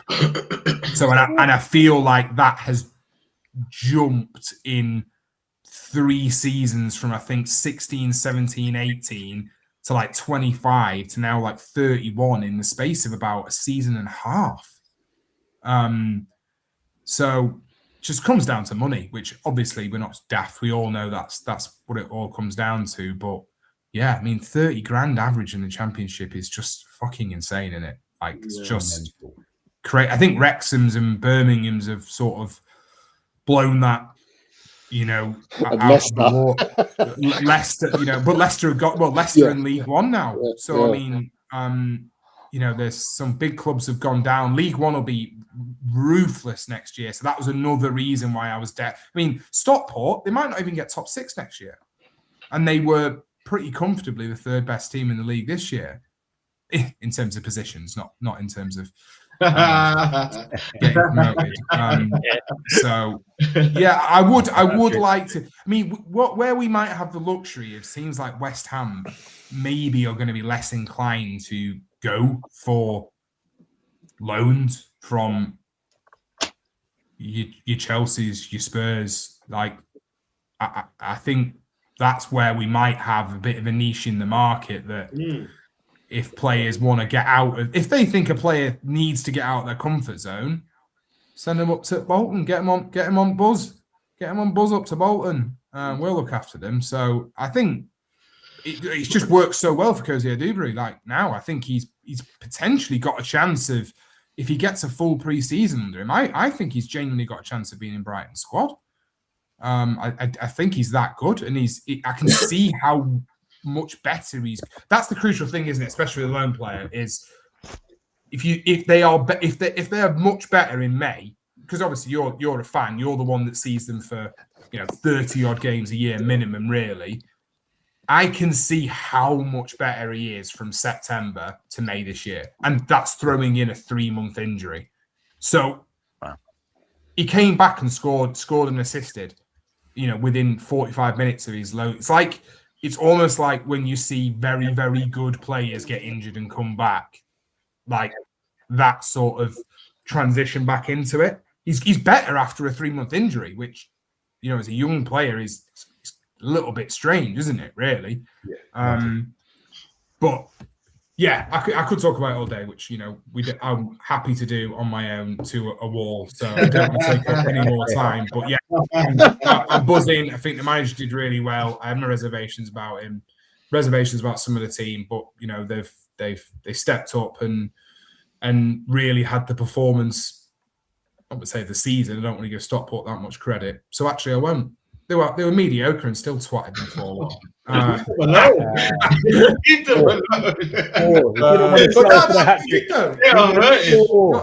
And also, the best thing about this year, the fucking PS to resist on, yeah. Stockport have lost twice at Wembley this season, yeah. They got twatted by us when they finished 3rd. They got destroyed by us 4-1 while they were singing Bolton get battered chance, yeah. Dominated when they finished 3rd in the league. You also lost to Luton in the Pizza Cup. Now, you won't sing that anyway. We're the last winners of the Domino's Trophy. Whatever it's called now, the Virtue Trophy. But you lost to a team in Luton who lost in the semi-finals and got through to the final on a technicality. So you lost in the final you got destroyed by us in the final when you finished 3rd. and you lost that trophy to a team that didn't even win the semi-final. So just fucking close the book, take it on the chin, get back to where you fucking belong, yeah, with your 12,500 fans, and say goodbye to your manager who's joining Blackburn Rovers. Yeah, it was shite as well. So everyone can have it. And who wants it? Who fucking wants it? Yes, I'm so glad we won the championship. I'm so They could go have, I'm so glad. they could go have a cry with Middlesbrough. Yeah. I thought John was afraid going to to have know some that. PTSD there when he was talking about people getting kicked out of finals, but And Blackburn. We got fucking PTSD from Blackburn. yeah, man. Oh We're god, going to end this on. We're going to end this on one little moment here, just for Jack. How does that taste? Tastes like promotion. Yeah. There you go, little moment just after the final. I don't even know who to do next now. Sure, you got to do yin and yang. Let's get Shuey on. Come on. Oh, please, Yeah, let's do it. yeah, go on, shoes. Yes, you. Well, I thought my yin and yang was going to Stocks, be from you to Stocks, Stocks. I'd be too positive. If you want doom and gloom, Shuey's even better at that than me. Yeah, we are doomed. You've got the green shoots of next year, Stocks, haven't you? That's Yeah. why. Oh, also, mate, Stocks, just to also want to say, Yeah. you had Stockport, didn't you? You backed them since I knew he was going to say you're it. fucking wrong. I knew it. You're I didn't even say fucking it. wrong. I knew he was going to bring that up. Yeah? You're fucking wrong. I was an hour and a half out. You didn't go out swinging, It though, could have did been you, worse. Samir pecked Wigan. It could have been worse. Yeah. Yeah, but he was just throwing Man, you don't darts. hate Wigan. Snares defend. To be fair, I'd say mine and Chewy's would be quite similar. It's just that one of us was just below the line and the other one was just above. To be fair, I'll probably fuck this because there's no positivity really left, is there? To be honest with you. How dare you, sir? No, How dare you? Yeah, it's all negative. It's all negative. But No, it's not all negative.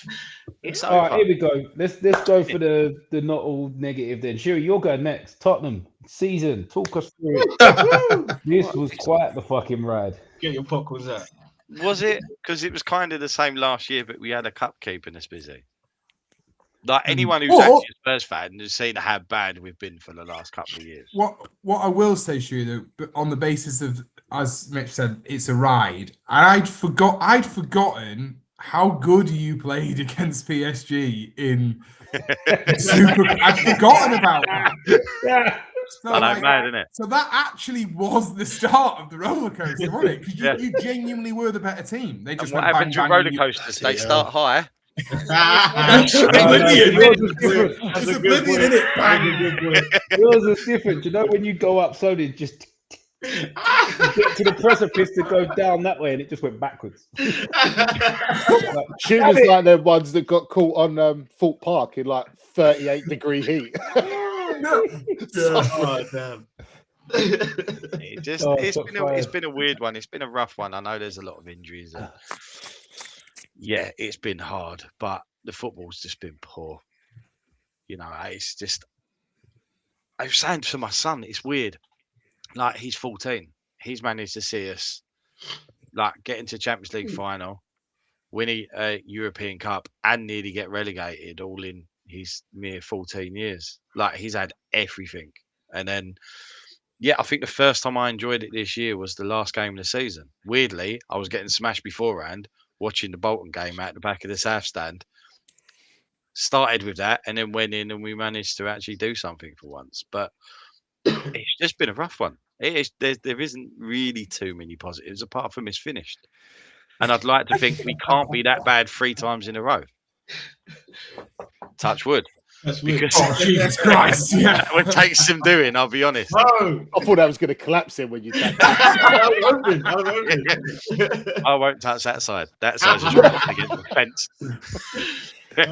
But no, genuinely, I think we'd be all right next year. But you're looking at, you know, I think for me, positively, would be between like 6th and 10th. That would be a good season for us after the last couple of seasons we've had. The good thing is we don't have any other football, no European football, nothing kind of standing our way. So it should be a matter of focusing a bit like United. I doubt we'd do what United done, but just to be able to focus on Premier League football. That's all we really want. Like I said, and it is doom and gloom, but we had 3 wins at home all season for the price of our season ticket. 3 wins. Oof. Yeah, How exactly. much was it, including travel and beer, Shuey? How much did you work it out per win in the end? Oh, I was at like 120 quid a point at one point, wasn't I? Yeah. But I think we jumped up a bit with that last game. But it was something stupid. Like our points at home was that bad. So yeah, for me it hasn't been an enjoyable season. It's been one of them saying me and Stocks had to come say it's a great day out until the football starts, and then it just ruins a good weekend.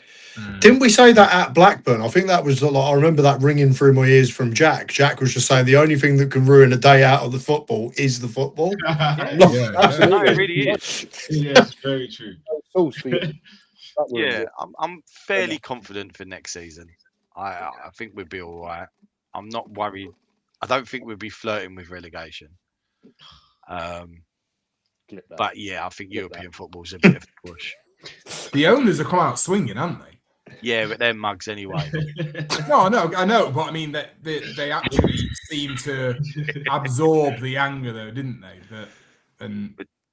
But they come out like that. Vinaya geezer come out, and his first interview saying how great Levy is, and then he come out and blame Levy, and then they're still piling it on Levy, going, "Well, he done this, he done that," and it's like that. Vinaya and Lang got to the summer, and we had 8 players injured, and went, we're only going to sign people if they're going to improve the squad. We're not going to make rash decisions and sign people. We signed barely anyone, and then ended up with more injuries. And then they're still pointing fingers at other people. Also, Lang, who's awful at Villa, they got rid of him. Look how far they've gone forward, and we've gone backwards with this geezer there. So, well, how many times last summer did you identify a target only for them to end up twerking for another team and end up getting a move there? So, you know, it's no, but it's true. It is true, though, isn't it? It's true. It's like you have to go there. But it was the point. There was no kind of. It wasn't decisive just to go out and get that player. It's still that lot of flirting around and let's see if we can do that. Or what about that? If you want to play, go out and pay the money. It's that simple. It's not like simple, Tottenham is a club that is struggling for money. You know, that's never been an issue with us. And they're saying this, we'll break this, we'll break that. We'll see. Because that was a lot of talk the end of last year in summer, and nothing really changed. So me and Stocks have had this conversation loads of times. It is so similar to Tottenham West Ham. It really, really was. Like the situation with the club and the how disjointed it is with fans and everything else. It's, like I said, 2 points, I think, is flattering in the end, because I don't think there was even 2 points difference between us really all season. So yeah, good point is we're on to the next season. So hopefully I can relax. I look at your squad at the moment, including the injuries. You still got quite a few squads, so you've got to have a lot of outgoings, isn't it? Yeah. Well, Romero's going to go. Dragusin's going. Dragusin's been trying to get a sale since he signed. Romero's clearly going, and he can fuck right off. On top of that, he's shit as well, so I don't really get it. Have you got any of those players? Have you got any of those players that fall into the category of it would be great to shift them, but unfortunately their wages mean that you probably ain't going to have many takers? Madison. Yeah, well, I think not really. I don't, because we never really went too hard on the wages. That was one of the reasons why we never signed anyone. But one thing I did see today, I'm going to leave it on a positive note, that supposedly we're going to offer Ben Davies a year's contract. I didn't even know he's still right. there. I have no words for this. I didn't even know he's still there. I'm not gonna lie. He broke his leg, and I was like, we're back to. It's the same as Tudor, and his dad passing. I was like, Ben Davies broke his leg. Touch, Geezer won't be playing again, and now it looks like we're gonna. Yeah, I don't get it. I'll never understand it for as long as I live. The recruitment at Tottenham. So someone's just asked. So Joseph Edmund, he's just said, assuming that means, I don't want to insult anyone here, if that means Manchester, then they've benefited categorically this season from the no European football, haven't they? It wasn't even just that. It was no cup games either. Well, no, of course, that as well. I mean, but that is a big help, because I think it helps you control your squad No, it should give you that stability and that kind of you picking up on that routine. You know, when you've got the European football and you're bouncing around, and then with TV you're getting them silly kickoffs and that as well between it all. It's a bit of a nightmare. So I'd like to think it should be a bit more plain sailing this year. And say what you want about Man United, but for what Carrick's done, it's an absolute model for a team that is struggling, just to come in and just have a manager that knows what he's doing and a bit of stability. You know, the last strip it back almost. You're just going back to not Sunday football, but just kind of the basics that everyone's screaming on the terrace. But the thing is, the worrying thing is that you have a manager now. All right, he'll probably have a good start, but then he'll crash out. Something will happen and he'll crash out. Like, he doesn't at every club he's been at. Yeah, but he normally gets a couple of years in, so he's got a year of screaming at his owners. And to be honest, he'll probably outsee these owners, because it's at the point where he's come in and he's actually calmed the fans down a little bit, and he's notorious for wanting to kick off. Now the fans are on a knife's edge as it is.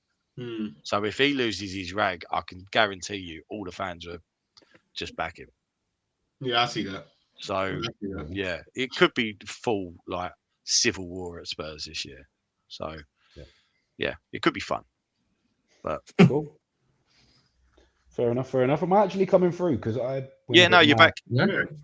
Cool. I went a bit mad in the middle. Did anybody actually answer the question? United finished. Yeah. But it's I maybe slightly, granted, obviously they really did get knocked out of all fucking cups, didn't they? So they really didn't play many games. But like 40. I'm probably naive to the fact of this, it being that much of a strain on clubs of that size to be playing Thursday, Sunday. And I feel like Villa have made a bit of a mockery of it, haven't they? Palace have made a bit of a mockery of it. Not Forest made a bit of a mockery of it as well. So I've done it for 3 seasons and we didn't have a squad. Yeah, so I don't really subscribe to it, but this year it has unmistakably assisted United, hasn't it? I think they've been able to keep Casemiro and Cottonwool, and he's been a big thing with them. So I don't know who they're going to sign, but I think it's going to be another mad year again next year. Yeah, I agree. I think I can finish in third again. I feel I can see him having a good summer.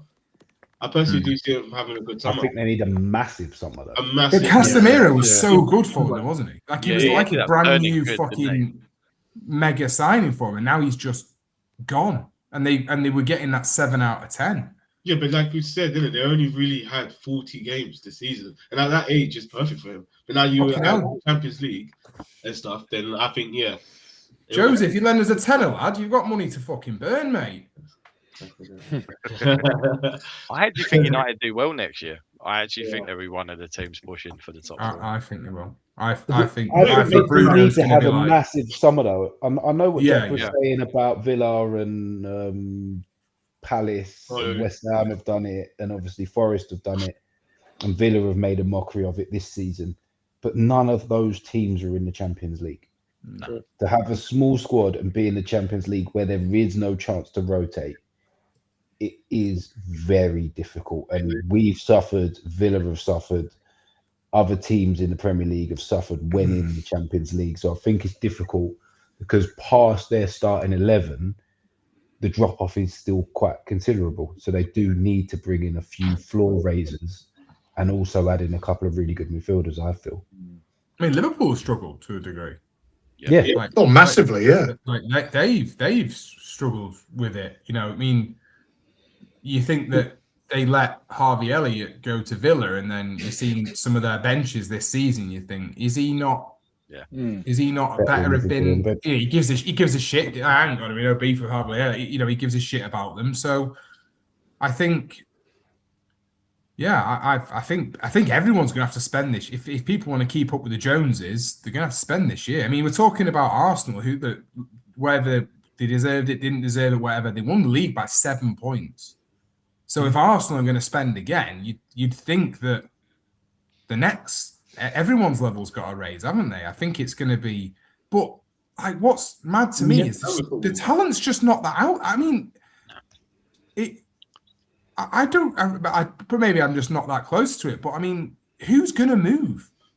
Surely any big signing for like the top 4, 5, 6 teams in the league, they're going to be massive signings. I don't really see that many gems that people are going to bring in.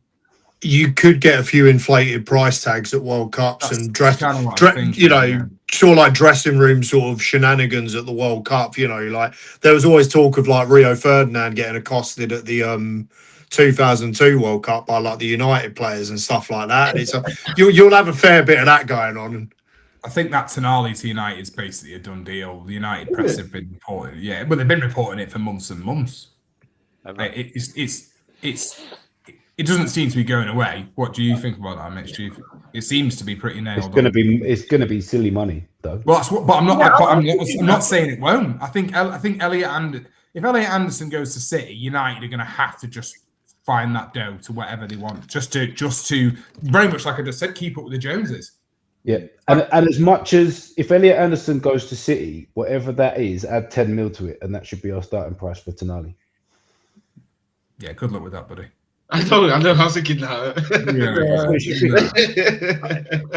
You have to cosh out some shirts in Asia to get 100%. But if we're saying that Tonali's not better than Elliot Anderson, I'm a bit confused what's going on here.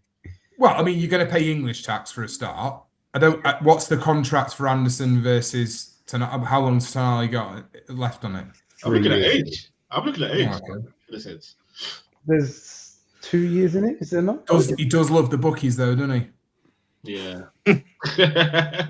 I'd actually be shocked if anybody. Not shocked. I'd be more surprised if anyone from our starting 11 now left. But that's what I'm saying. I think people's moves this summer are going to be big transfer moves. But they might be big transfer moves, but I don't think any of our outgoings will be late. This will have to be done within the next few weeks, or it's not getting done. Oh yeah, the way we're doing our business isn't about losing players late in the window now. So if you want players, come and get them. There's going to be a cut-off that's long before the transfer window for us. It just depends if he sees his answer, doesn't it, mate? That's the issue of modern football now. If he says it, and I think it seems like this the Rodgers to Arsenal thing that seems pretty hot that's going to happen, and then Villa are stuck with a massive hole, aren't they? But surely they want to spend some dough. Or do Villa need to do that to be able to spend proper dough? You know, like that could also be the money. The rumors are that Rodri could go as well. That would surprise me. I think so far the most exciting prospect is the idea of living in a world where Sandro Tonali's legging it out of training early to get back to central Manchester to be in a bookies with Jack to watch the 3:15 at Chepstow. You know, that's going to be. I've lost it by 3:15, mate. The Jack Sandro bromance is going to be something special. Trap 6 at the 10:15 at Southall's lost Dundee. Bear in mind that Jack had a 3 o'clock home kick off at Bolton, so he was 2 down off the town already. That's why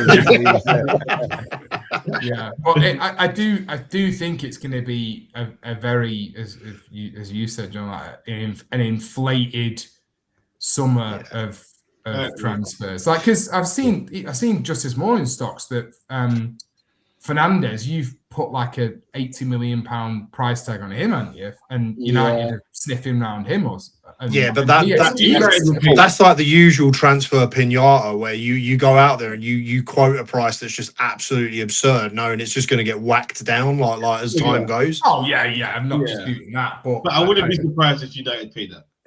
I would not be surprised. They'll pay something 60. They'll pay something stupid. Nah, United will pay 80 mil. They're stupid like that. I reckon they'll 60 very tops. It'll probably be like 45 and. But 60 is a fair price, I think. Structured things for performance. Well, it's funny you say about structure because I think part of the reason you need to make proper bank on him is because the reason he went to West Ham was basically because a lot of other clubs were offering installments, and you pretty much came in and said you'd pay majority down payment, and I think that's put you in a spot of bother there because we wouldn't. It's not that one, mate. We could go back years on that. That was the straw that broke the camel's back. Yeah, because I thought we signed him on the thing that he'd have a release clause if we went down, but there's no release clause. That's incredible, man. Nice. So brazen. But that also usually means that they haven't got a wage salary reduction as well, though. Yeah, probably. Who knows? The two things usually highly are unlikely. If we get into my bit on the review of West Ham season, I could. Yeah. Did you sign him in the summer though? Or was it January? Sorry, No, You signed him in the summer or January? Summer, isn't it? Yeah, you weren't thinking about relegation. But even like Newcastle, so if you can spend, right? Shuey, that one's for you, by the way. While we're talking about transfers, if Romero's leaving, how about a Max Kilman? Fancy it? Who's he talking to? Max Kilman will be going to Argentina. He's not wrong. Sold. But Mitch, I'm assuming Newcastle have got some cash to spend now as well, right? I know Barca would have paid you on bloody Wonga or whatever they would have done. But... I forgot about that. Oh, We have got since even before the Gordon transfer, we had cash. yeah. Cash. Don't forget we sold Isaac last summer as well, by the way. So we Oh, had shit, cash. yeah. And we have lots of wages leg room as well. So we will be active and very, very active.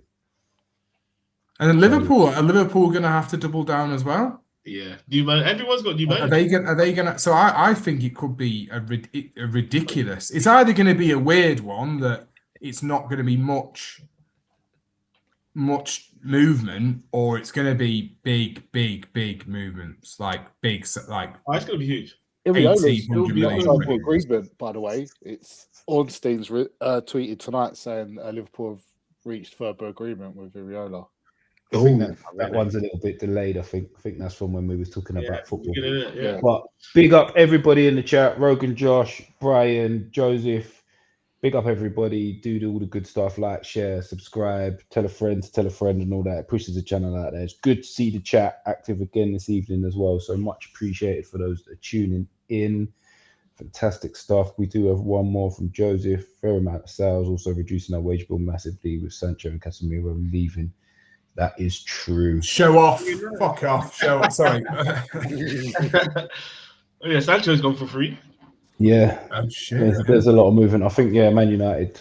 But I think they've got loads of work to do to bring in the backups and the rotations and all of that stuff. Because if you look at injuries to their front line, the replacements are pretty minging. I think, But Mainu's like another signing, isn't he? Mainu's just like another signing for him. That if he continues how he was before, Amorim just fucking hated the poor guy. Killed him. Yeah, but then who now? Casemiro's left. Who now plays next to him? Yeah, I agree. You need someone to play next to him. Bastard. And then if you have to account for maybe 2 inch, so you need 5 really. So they need 3 centre midfielders off a similar level. I think Elliot Allison would have been perfect for them. Like I actually feel. I think that's part of the reason why City are going for him. Yeah. I mean, obviously he's a good signing for City, but I'd suggest that's part of the reason why. Take it away from United. Do you know what randomly the news is? Yeah. And this is coming from quite well-reputed Newcastle journalists, is that Man United have been told that if they want Tonali, come and get him before the Anderson deal's done, because Newcastle spoke to the Anderson camp, and if we can match whatever he's being offered, he would potentially come back. Nice. Wow. Really? We're talking. We can't do it without selling a midfielder. We have to sell a midfielder to do it. Yeah, but they're talking Declan Rice prices. They're saying 100 mil. Which is why Newcastle were saying this. Have told Man United that it's a similar price. That's crazy. We'll do the deal. That is crazy. I mean, it's fair. That's fair. Yeah, but we can't sign a midfielder unless one leaves. We can't sign a midfielder, but one, like a big one, has to leave for it to be an Elliot Anderson. I'm over here worried about fucking loans from fucking. Fuck. How was the positive one you just destroyed? Look at Shuey laughing at Jack going, yeah, welcome back to the hate club. We're back. Trying to think who next. John Stocks. If either of you want to take the lead. Go on, Stocks. All right. Yeah, it was an awful season, but it could be easily said this has been a long time coming. Yeah, it's been like a death of 1,000 cuts with West Ham. I think the season after we won the Europa League, it got so far along, and then it hit me. The greatest thing David Moyes ever did was forget we had David Sullivan as a chairman, because we won games for a few years, and everything was rosy again, and we forgot we continuously make bad decisions as a club, and they've all just come home to roost all at once. Like as John mentioned with the Fernandes thing, we're always chasing. There's no plan of we want to do this, we want to get this sort of player, this is our structure. Always go, oh no, we're fucked. We need to throw some money at something. We need to throw some money at a player to make things better, or we need to throw some money at a manager to make things better. But there's never a fucking plan. We just sort of trip over from mistake to mistake to mistake, and this is like through West Ham's history. And but Moyes made us good, if you know what I mean. Yeah. And then he got pushed out. Being more specifically this season, like Graham Potter was just a fucking train wreck, really, wasn't it? I don't like be one of them. You know, like supporters now, it's easy to say, "Oh, it's the manager's fault. Get him out, get him out." I didn't want to be one of them, but there's a few games I sat there and I went, like, I don't know what he's doing. Wait, was Graham Potter this season? Yeah. Yeah, I was just thinking about roller coasters that we said. Yeah. Like Graham Potter. Oh my god, this has been the longest season ever. Wait, mate, you're fucking telling me you were winning games. I had to sit through that shit. Oh my god, no way. This season. Like, it was so drastically bad. And like, you know, the corners thing this year, like, because obviously you've always got Arsenal scoring corners, you've always got West Ham conceding from corners. We haven't conceded from a corner in like months, but we're still rock bottom of that, conceding 17, and 15 of them, I think, were like under Potter. Yeah, exactly.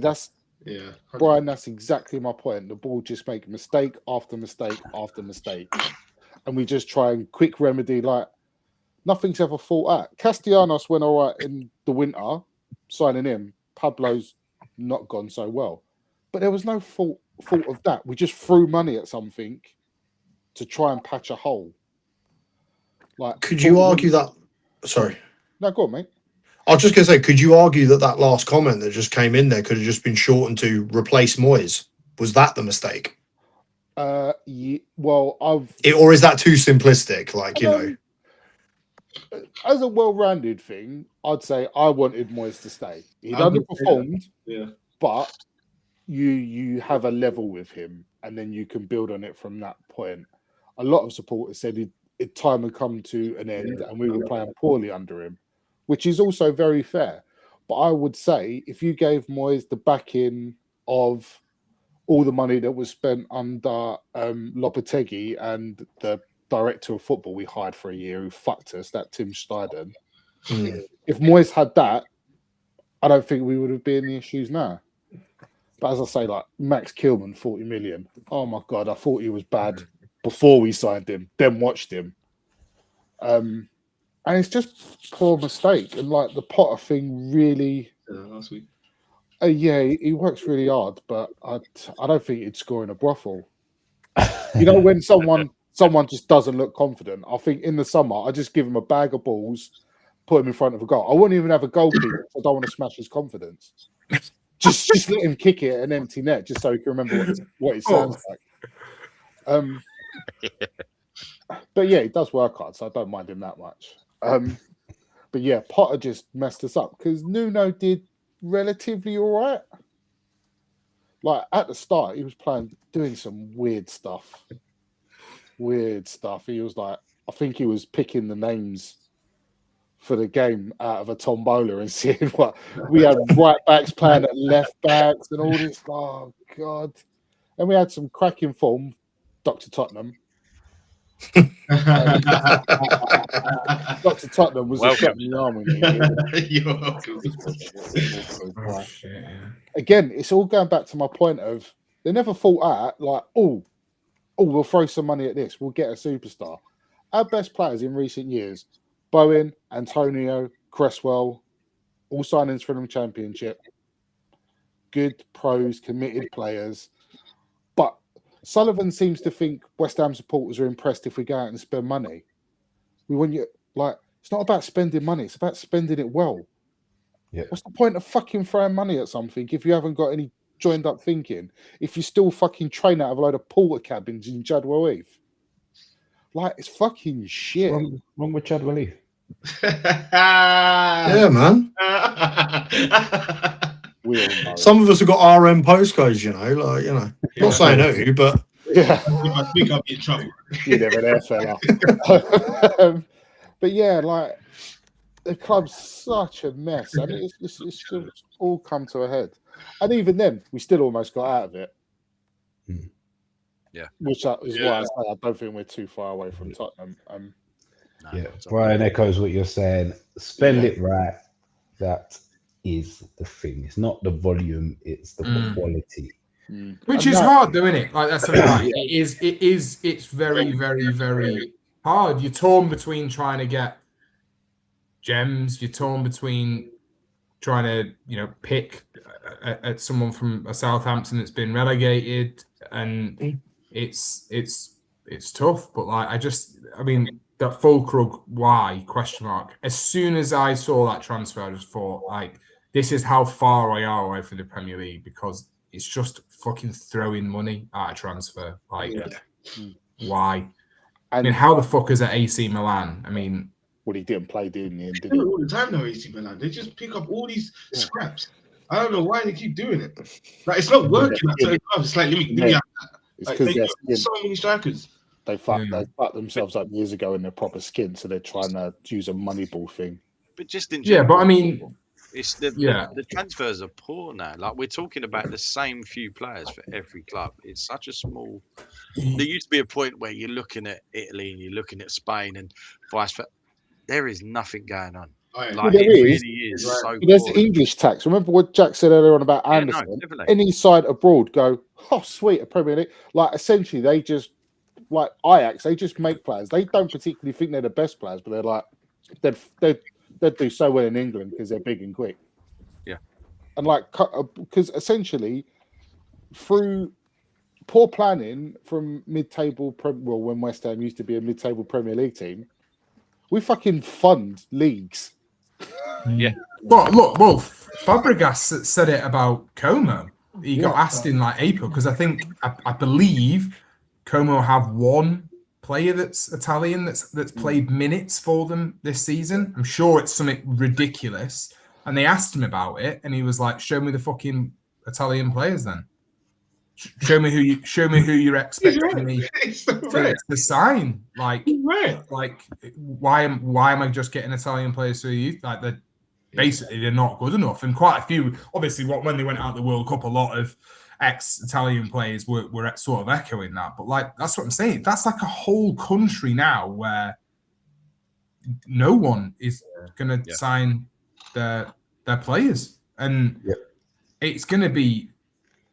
Yeah, the quality is just not there. That's kind of what I mean about it's so ruthless with these transfers, because you're looking at these players and going, is there someone I need to sign someone to show face with fans or to show that we're trying to do something? But are there that many players that are noticeably better than is out there now? Well, for West Ham, there's quite a few. Yeah, but But is there though? That's what I'm kind of saying. Well, we won't get anywhere near some of the quality of players we've got now. Who will probably have to go. Going into next season is strange because for the club, it's going to be a very bad year. As a supporter who actually cares and goes, I'm going to have a great year. Yeah. I'm really going to enjoy it. It'll be something different. because like if you really support your club and you've always supported them, is being relegated a thing? You're disappointed for a while, but then the new season comes around and you still support them just the same. You just have your mates take the piss out of you. You're winning though. You're winning though. So hopefully. Well, yeah. Well, not for 2 games of the season. What's the crack with your season ticket now? What like do you mean? Wise. What have they said to you? So my one, I think, has gone down a small percentage. I think about 11%, and I've got 4 more games. Which we all knew when it said up to, didn't we? So yeah. I think if you got into double figures, mate, you have to take that as a result. Yeah. Do you know where the biggest reductions were? Corporate. I was going to say the cheaper your ticket, the less the reductions. Basically. Fucking shot. Absolute liberty. Yeah. By the way, just in case, as Brian pointed out, Sullivan needs to go. He'd probably go a bit sooner, but apparently there's an alleged panorama program that keeps getting pulled. Ooh. That keeps getting Samir, trust me, if you go on the internet afterwards, you'll find out pretty quick. If you was in the pub, when I come back from the last game of the season, I was singing the song about it. Tell you all about that, mate. As for next season, it's going to be weird because we've got to sell a lot of players to balance books. Because as John said, we've already got ourselves in the hole, and then you lose 120 million through being relegated. Be interesting to see who stays and goes. Like apparently, Wan-Bissaka's almost done to Everton. Okay. For 10 million, which I'm surprised no one else is coming in. I think that's value for anyone in the league, really.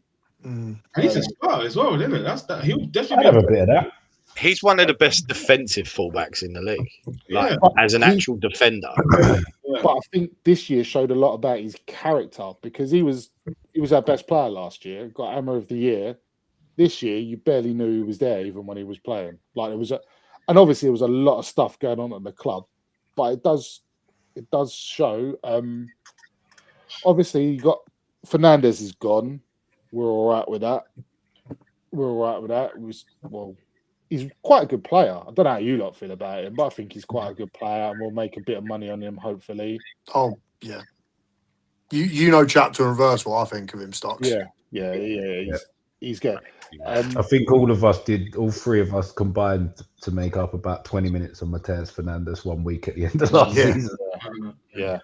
The only Saints player in that squad that could hold his head up high last year is basically how I described it. Yeah, to be fair, he worked his nuts off for us. Yeah, he did. Mind you, Moisey turning up for Wan-Bissaka has got massive energy of like taking a selfie with the gravestone at the funeral. It's lovely stuff, isn't it? Like, I like that. That is beautiful stuff from Moisey. Well, apparently they're proper going after Bowen as well. Oh man, I've got some strong. I'd like him to stay, me. I would like him to stay. I always think about these transfers. You're gonna regret it in 10 years' time. Why not stay? Have a great crack at the championship. I'd like to see him at a club like Everton, to be fair, on that right hand side. I want him to stay. Yeah, man, I see it. I can see it. No, mate, you don't. No, just stay. Don't go to Everton. Just stay at West Ham. Fuck that. There's only a couple of teams I would be fine with Bowen going to. Who's that? I would suffer him going to like Liverpool, Man United. He won't go to Arsenal because it's bad for Arsenal because he'll kick Saka out of the team. It's bad PR, and Arsenal don't do that apart from Party. So, like, there's a lot of talk of him going to Newcastle. I'd be pissed if he went to Newcastle. I wouldn't see the point. I don't think that's. No, I personally don't think that's like they're big enough for him to leave West Ham. So basically, you can go to any club who isn't on this pod. Yeah.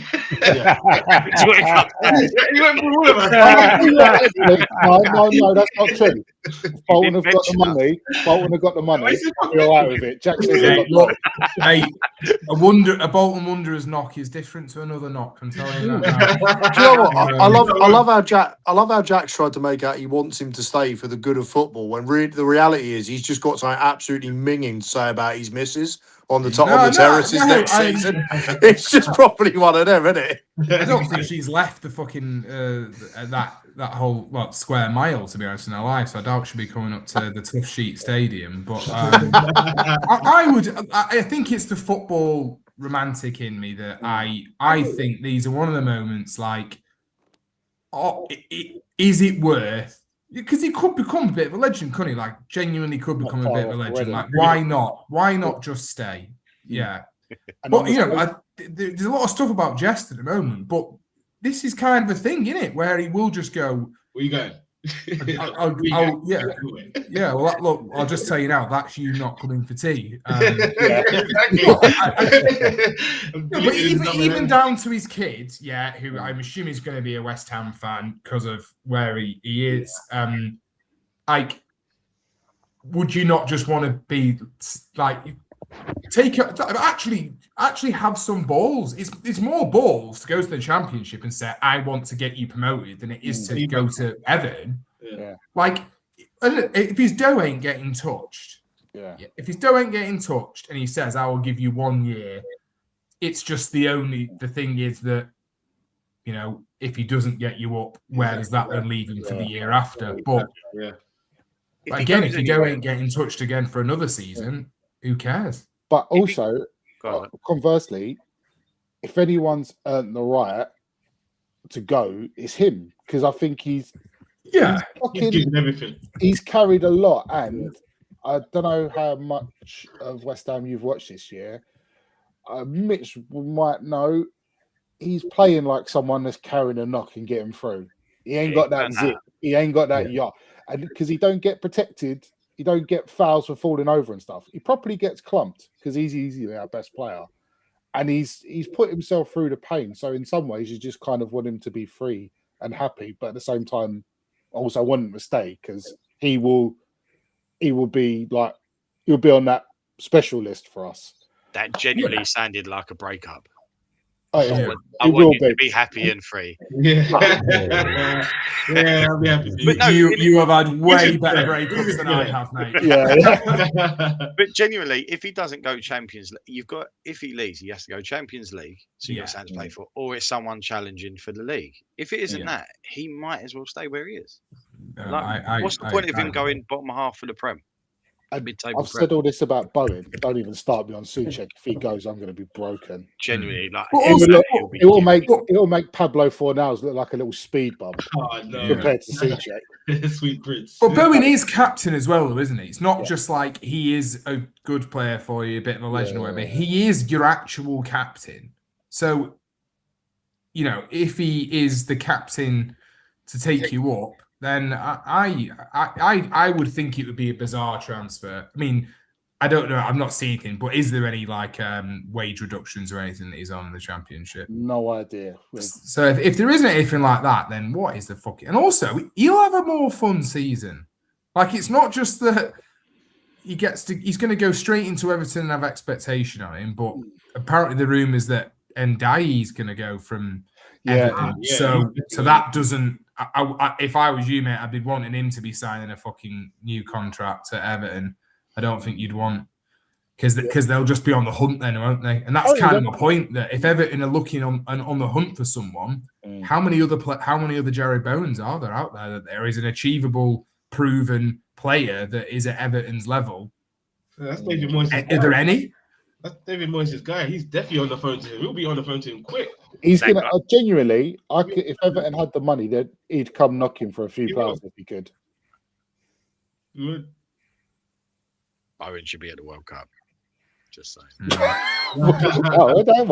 We can save that for next week. I'm just saying he should be. He's put up better numbers than most of the players in that squad.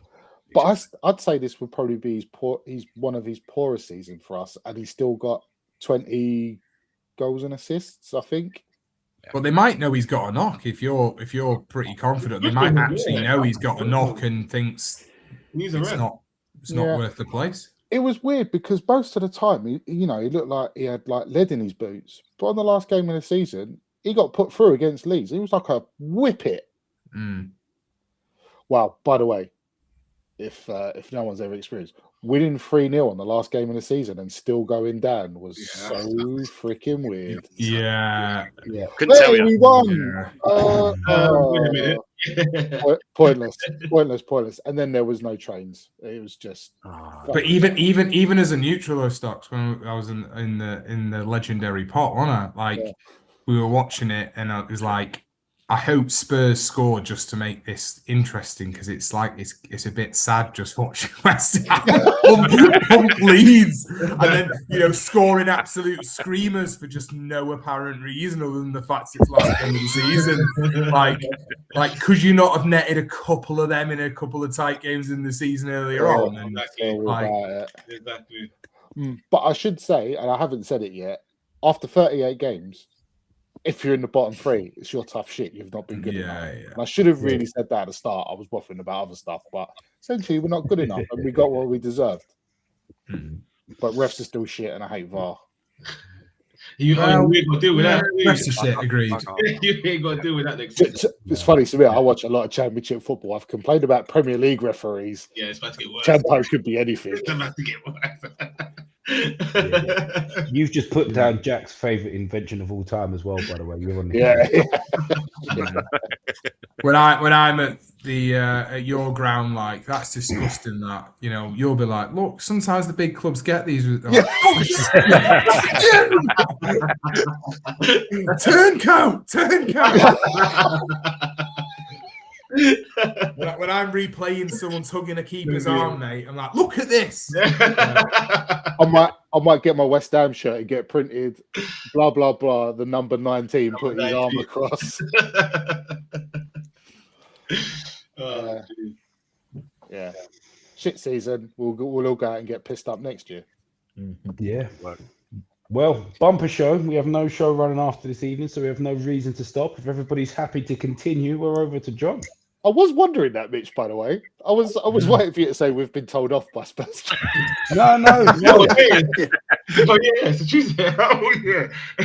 You really threw me off with the like, share, and subscribe, Mitch. I thought, it was like 4 minutes past. Shutting it down. I thought it was like the most abrupt end to a pod ever. I was like, oh, okay, wow. Like, share, subscribe, all the best. Hey, blimey, Mitch is on a promise, like, here we go. I was struggling to keep up with the chat, and I hadn't said it. It felt like the perfect moment. So I was like, right, there's people in here, the chat's flying off. In we go, straight. So yeah, if everybody's happy to stay on, Spurs Kings are taking a sabbatical for the summer. I'm not sure how long they're going to be away for, but hey, we've got free reign. Oh, that's good. I can't. To be honest, I've been looking forward to John's because he's got a lot more comical content.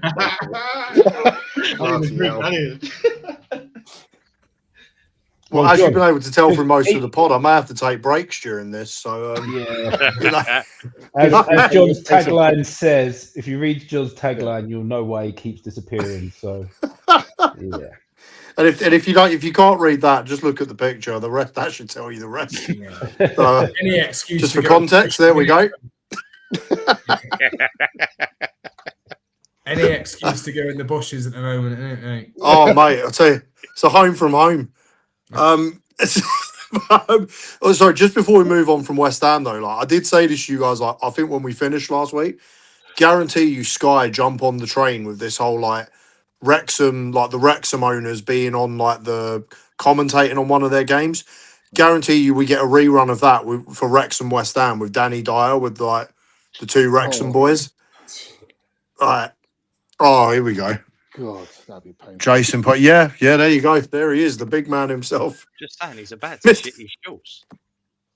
Oh, that makes two. It's the one time I've got something in common with a professional footballer, mate. I'll tell you that. But it's like, yeah. I mean, actually, as it goes, that's probably not a bad way to sort of start talking about our season, if we're being perfectly honest, isn't it? So, I mean, in a lot of similar ways to Stocky, man, like I'd say that we're kind of paying the price for a lot of incompetence going on further up above. And I'll really come back to that when we get back round to Spygate. But it's, you know, I think if you look like last season coming down from the Prem, there was literally zero optimism. Well, for me, actually, no. The optimism I had, similar to what Stocks was saying about, like, you get annoyed about the relegation, and then when the season starts up again, you're excited and you want to support your team. And that was all there. And I think I was quite excited about the appointment of Will Still, just off of, I remember hearing him on a Monday. No, but honestly, I remember hearing him on a Monday Night Football like a few months before, because he'd obviously done the tactical thing of knowing he wanted to get a job over here. So he kind of done the media rounds and started. But he talked quite a lot about just not necessarily being married to one style. And obviously, my problems with Russell Martin the prior year and his general existence are kind of well known anyway. But like but it was the idea of someone coming in and talking about actually just wanting to win football matches.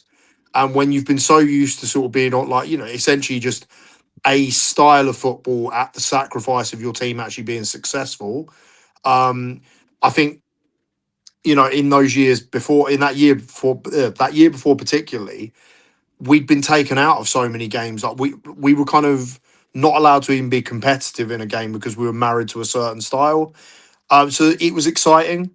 I think what happened with Will Still, because he lasted until like November before he got the old tin tack.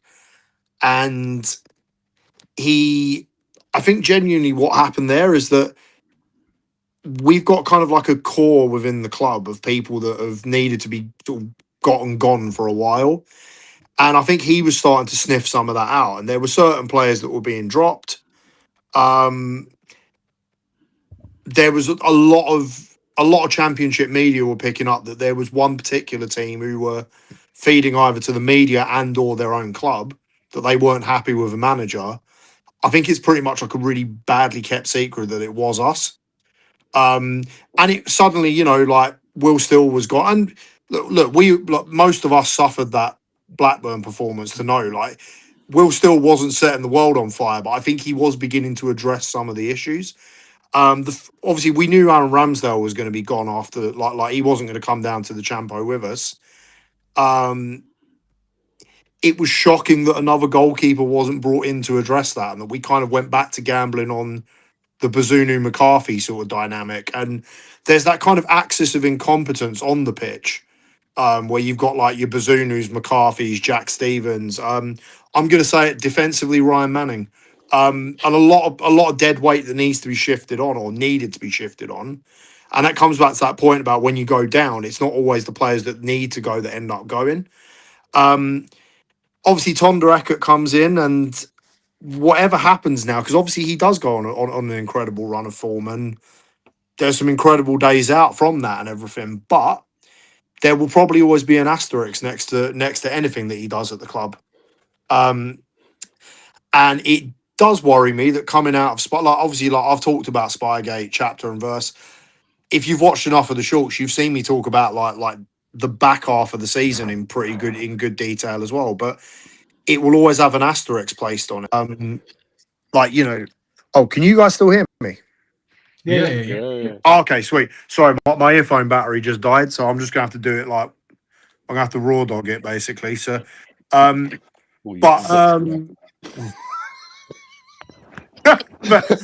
it's, you know, and it was crazy because like I remember being I think it was like the 4th of Jan, and I was up in Middlesbrough, and like you guys were all pissing yourselves like with all the texts coming through of like 2-0 down, like basically 2 down off to town sort of thing. After 60 minutes, I got to the train station. It was 4-0. It's like the sort of content that this podcast needs. It's the sort of yeah.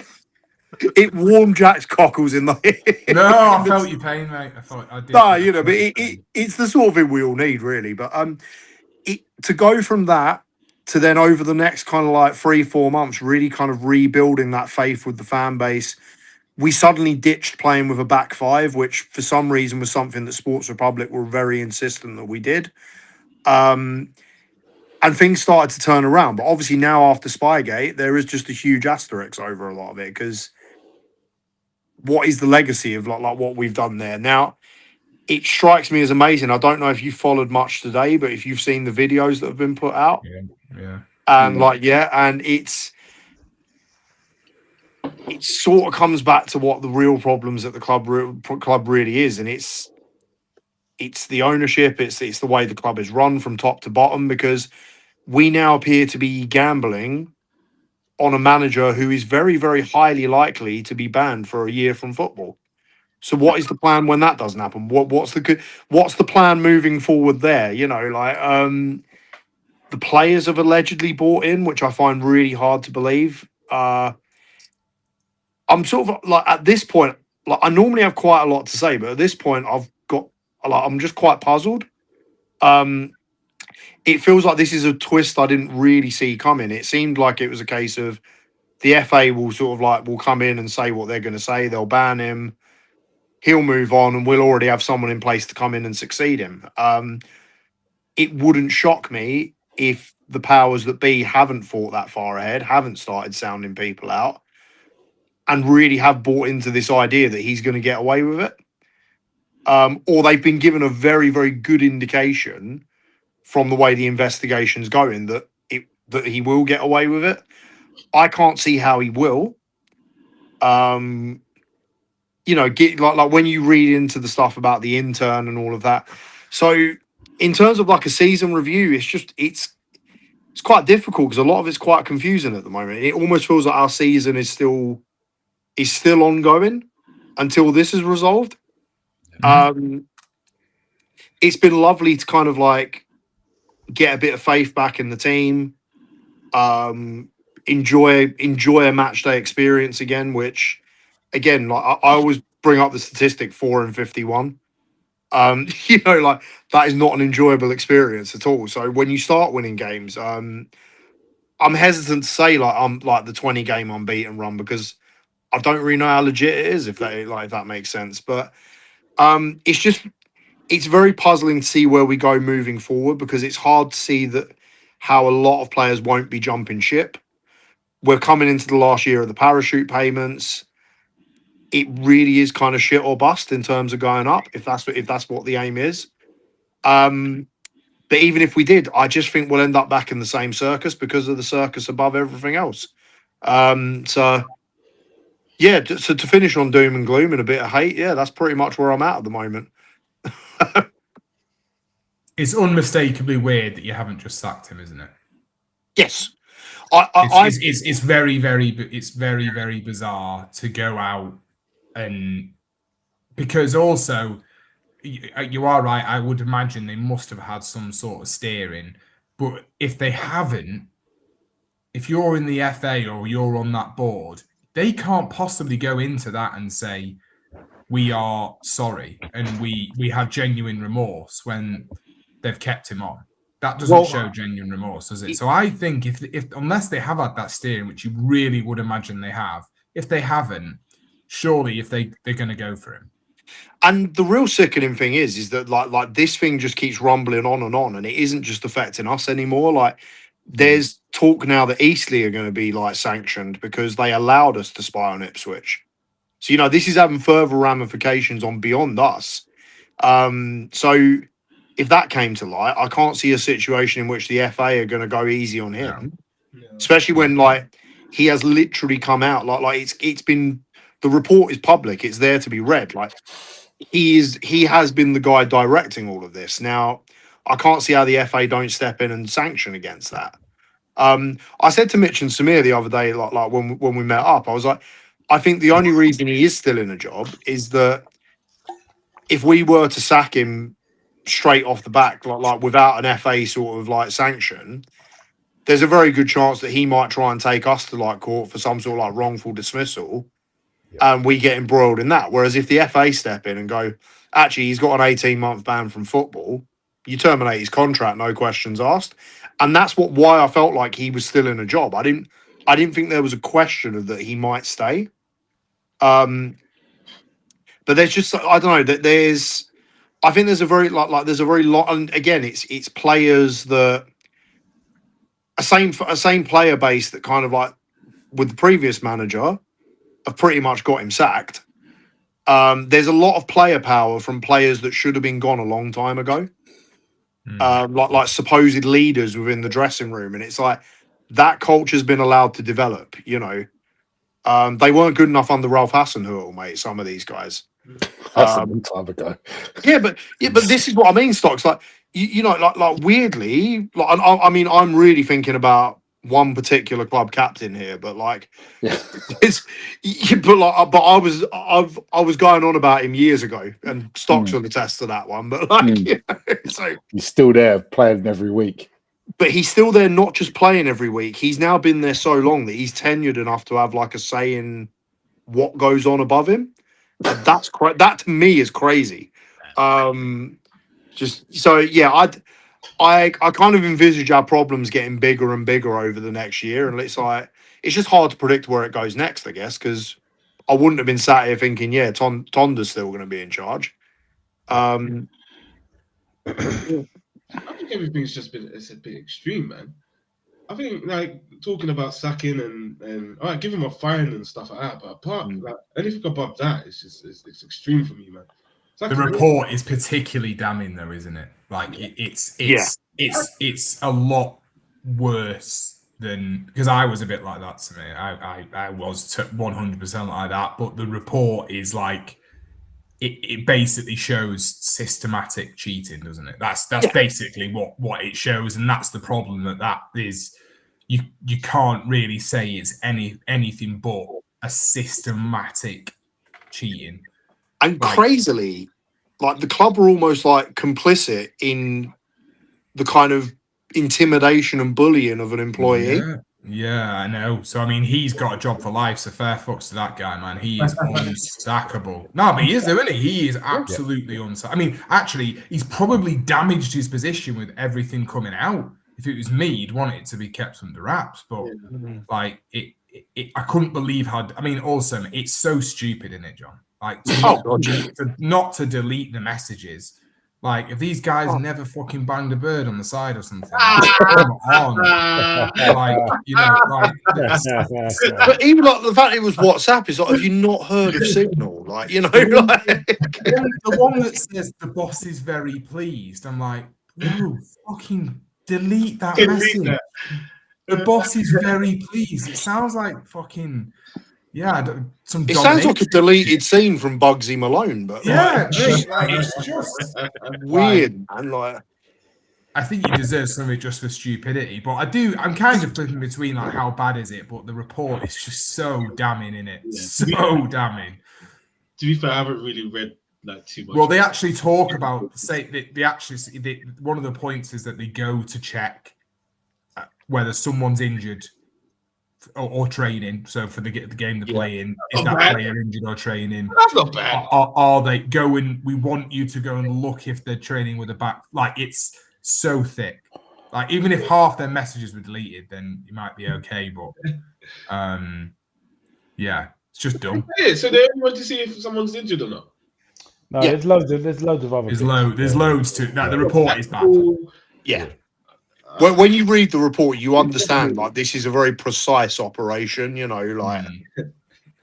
But he's not helped it though, has he? By like coming out like I didn't know you couldn't do it and all those things. Like I just think it's basically been like a how not to play this scenario. Even up to today, they're still like, you know what? How can we really make this worse? I know. Why don't we release a statement saying, I'm not fucking leaving. I'm not fucking leaving. Has anyone done it like, well, you know, Ant and Deck are speaking into Mike, like, you got to say this now. Yeah. But I'll go back, man. Sports Republic. Like in short, that's what it is. It's I don't know. Yeah, it's just run like a very strange vanity project. It's not. You must play a back five. Why? Like, have you watched us? You know, yeah, it's. I don't know. It just feels like there's a bit of a weird boys' club going on. Yeah, obviously I'll be back in August supporting the team and everything, but I sincerely don't believe Tom Derecker will be there, and I think that the really bad oversight in forward planning for this is going to mean that we're going to be miles behind other teams at a time where that league is going to be so competitive that you can't really afford to get left behind. Yeah. And I think you've had Wolves doing business since like January effectively, planning for this. You're going to have Burnley, you know this. They've been there and done it before. Fortunately, West Ham are down there with us, so at least we've got a little bit of help. But it's like, but there'll be so many clubs so much better prepared than what we will be, and it will be panic buy after panic buy. It will be Bazunu back in the sticks. It will be, it's all the things like it's. I think next season could actually go a lot worse than people are really thinking it could. My biggest disappointment, John, is that you didn't release a statement after the hearing saying that you were disappointed with the leaks from the hearing. I really wanted you to put something out and say we're disappointed that things have been released without our knowledge from the hearings regarding Spygate. I really wanted you to do something like that. It does think about it. Feel like that.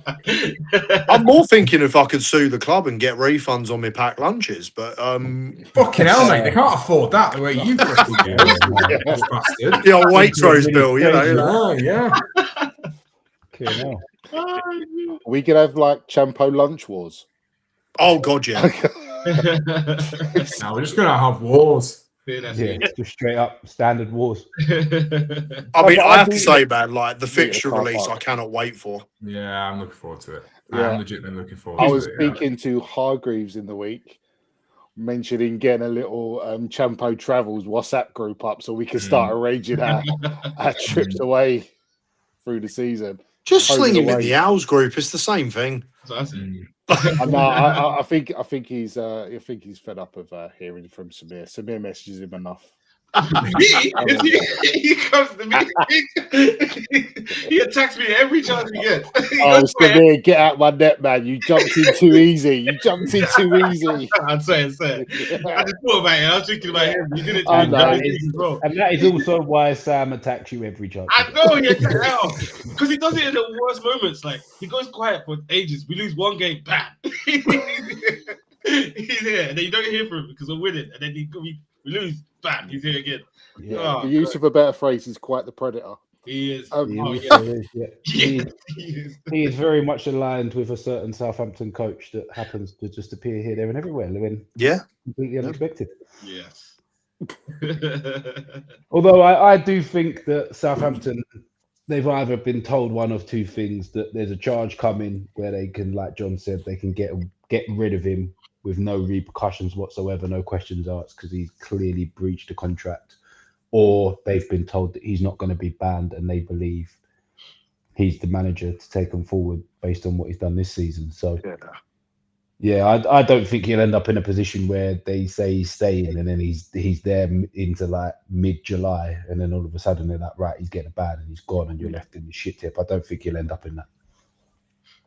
If you want a really good summarization of how Southampton prepare for anything, like an analogy for how we do things, we sent a drone to check if we could go and use an iPhone behind a tree.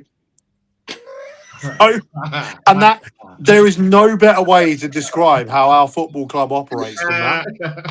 That is top to bottom Southampton Football Club.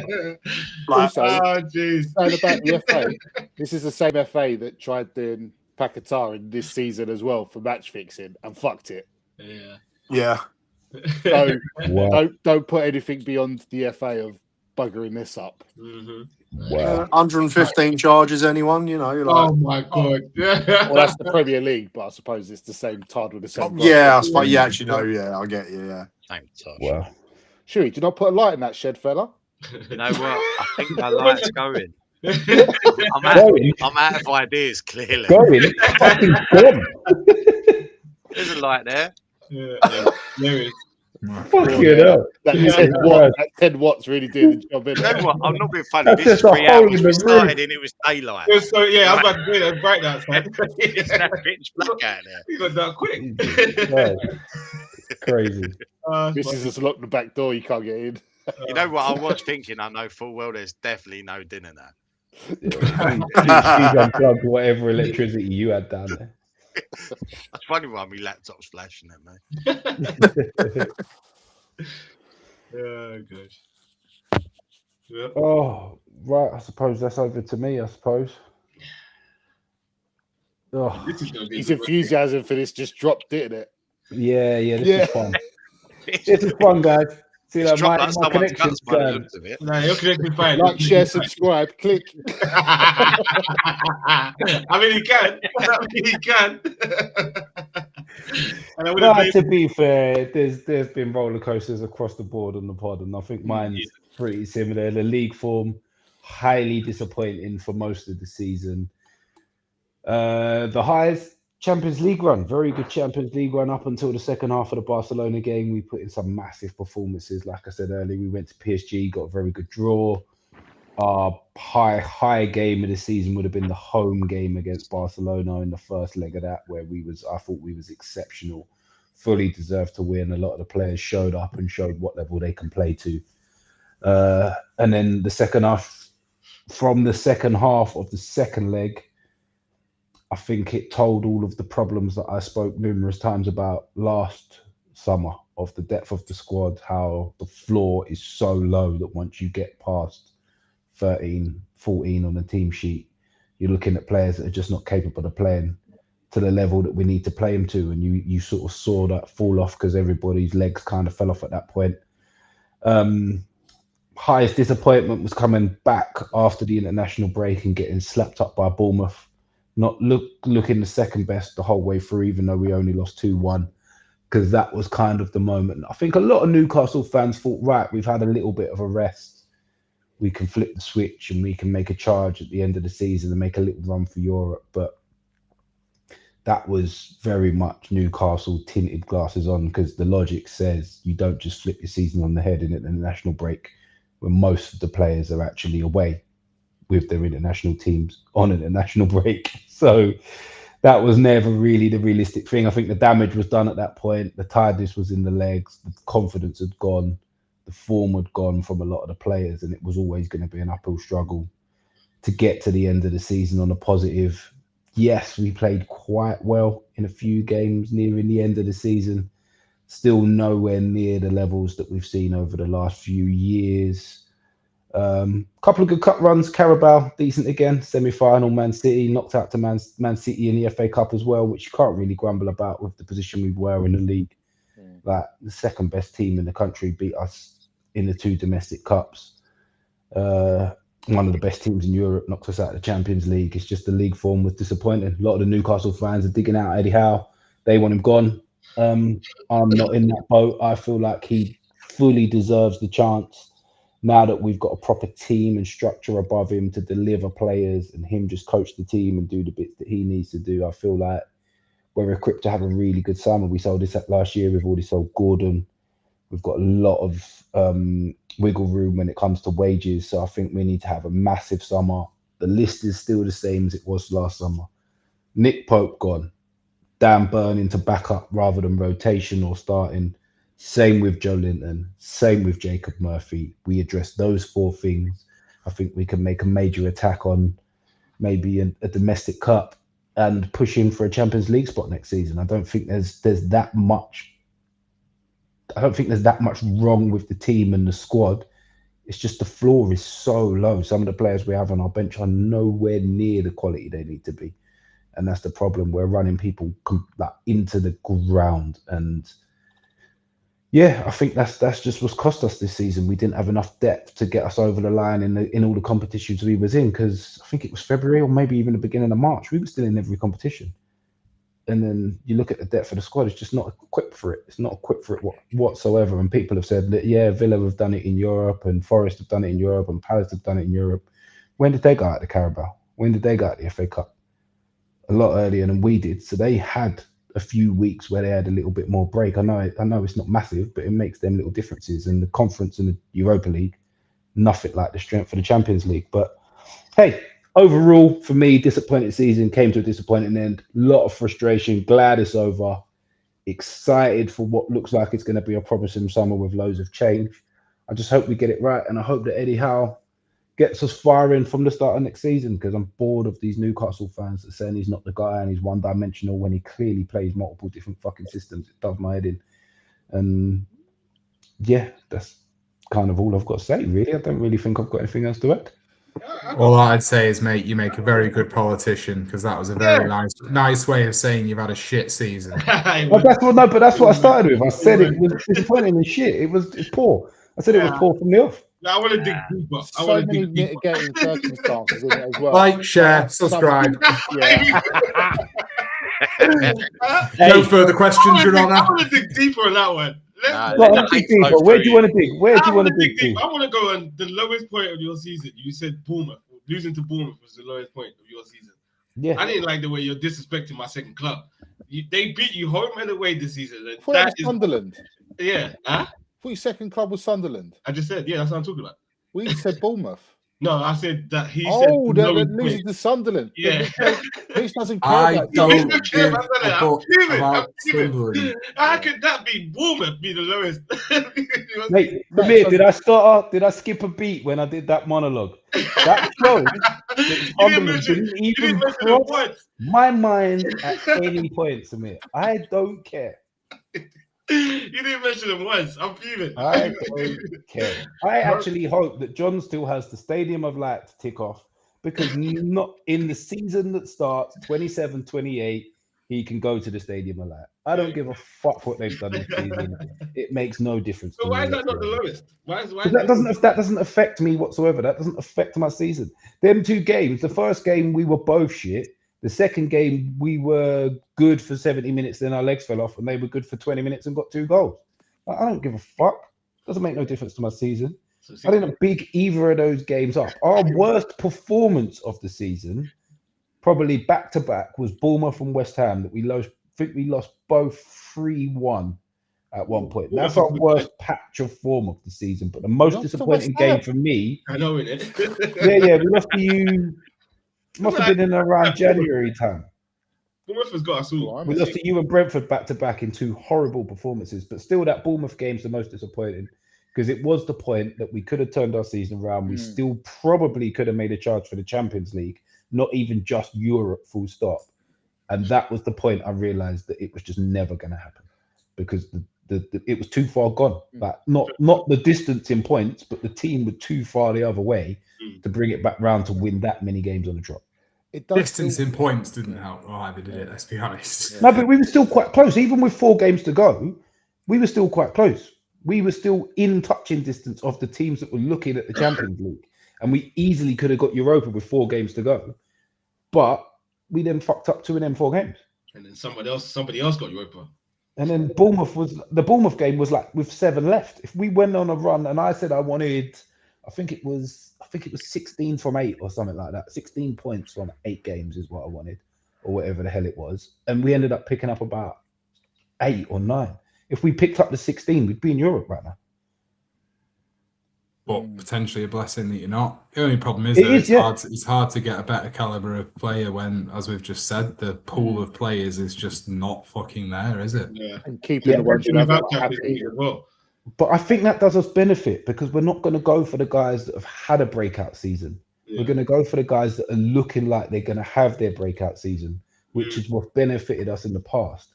So I'm not going to hate that at all. And I've said multiple times on the internet, my team don't play on a Thursday night. Fuck that. It's Champions League or nothing, man.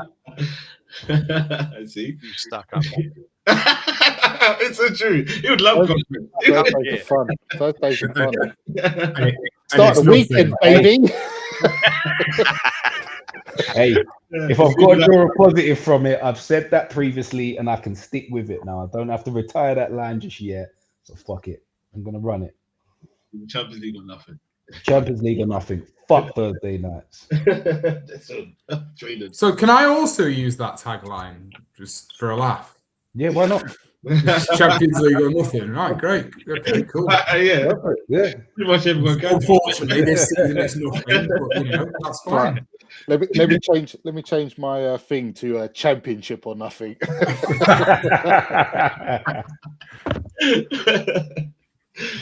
Oh, dude. So, man, my light's about to die, so I'm just gonna. There you go. I still think he's taking that penalty like someone with polio. That move looked horrendous. I couldn't even look. Man. And you could, No, I didn't. Don't lie. I didn't look. What video you're looking? No, what? I swear I looked down.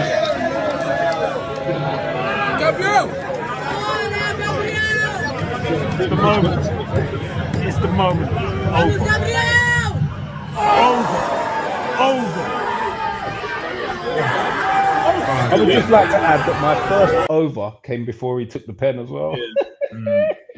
See, I couldn't even look. As soon as they went, I looked up. I was like, ah. There's such a lack of rage from the people there, though. There's one I'm still finding. To be fair, though, you do actually who's actually laughing. You actually see that quite a lot in penalties because I think psychologically your brain still part of you is thinking there's still, even though you categorically know. Sorry, when that bitch has someone ain't flipped that table, someone's ain't across the room. Like, yeah, but that's the thing with it. I don't think a lot of Arsenal fans were that, like, apart from the guy that had a fight. Well, obviously that's because Chelsea were chatting shit. But yeah, that's because Mitch was setting everyone up. Yeah, because Mitch set everyone off. Mitch just dropping grenades in the toilet like John today. I don't think it was. They ain't grenades, mate. Yeah, it weren't like the end of the world. I don't think there was tears because obviously we won the league. So yeah, it weren't like. Shut up! You went home and cried. Just hold your head up high. Oh, I drank more. I was hanging. He didn't even say bye. By the way, he was gone. He didn't say bye. He disappeared. I think I went toilet. He was I gone. went toilet. I honestly can't remember. I remember I went toilet. I came back. Said bye to John. John, did I not say bye to you? Oh, you did say bye to me. I'll be fair. You weren't there. Yeah, I thought you were. Where did you? He just walked up, said like, share, subscribe, walked out the door. And all that good stuff. Yeah, no, I got pissed, man. I disappeared the parade the next day. I was hanging. Oh my days, it was a shit parade for me. Because I was just hanging, man. I didn't want to be there. Funny, I've had one of those tonight, but well, on that note, we will be back. It will be Monday next week, back to the usual slot. We're going to carry on with the World Cup stuff, close the rest of that out. I reckon we'll get through that in one show. And then we'll probably, if we've got time and everybody still fancies it, we'll do a little prediction on what we think on the World Cup. And we are going to go from there. We said like, share, and subscribe enough time. So, you know what to do, people. Take Monday nights or nothing. Monday night. Apart from tonight's Tuesday. Apart from tonight's Tuesday, but usually Monday nights or nothing. unless it's someone's daughter's birthday. Yeah. Monday night or nothing.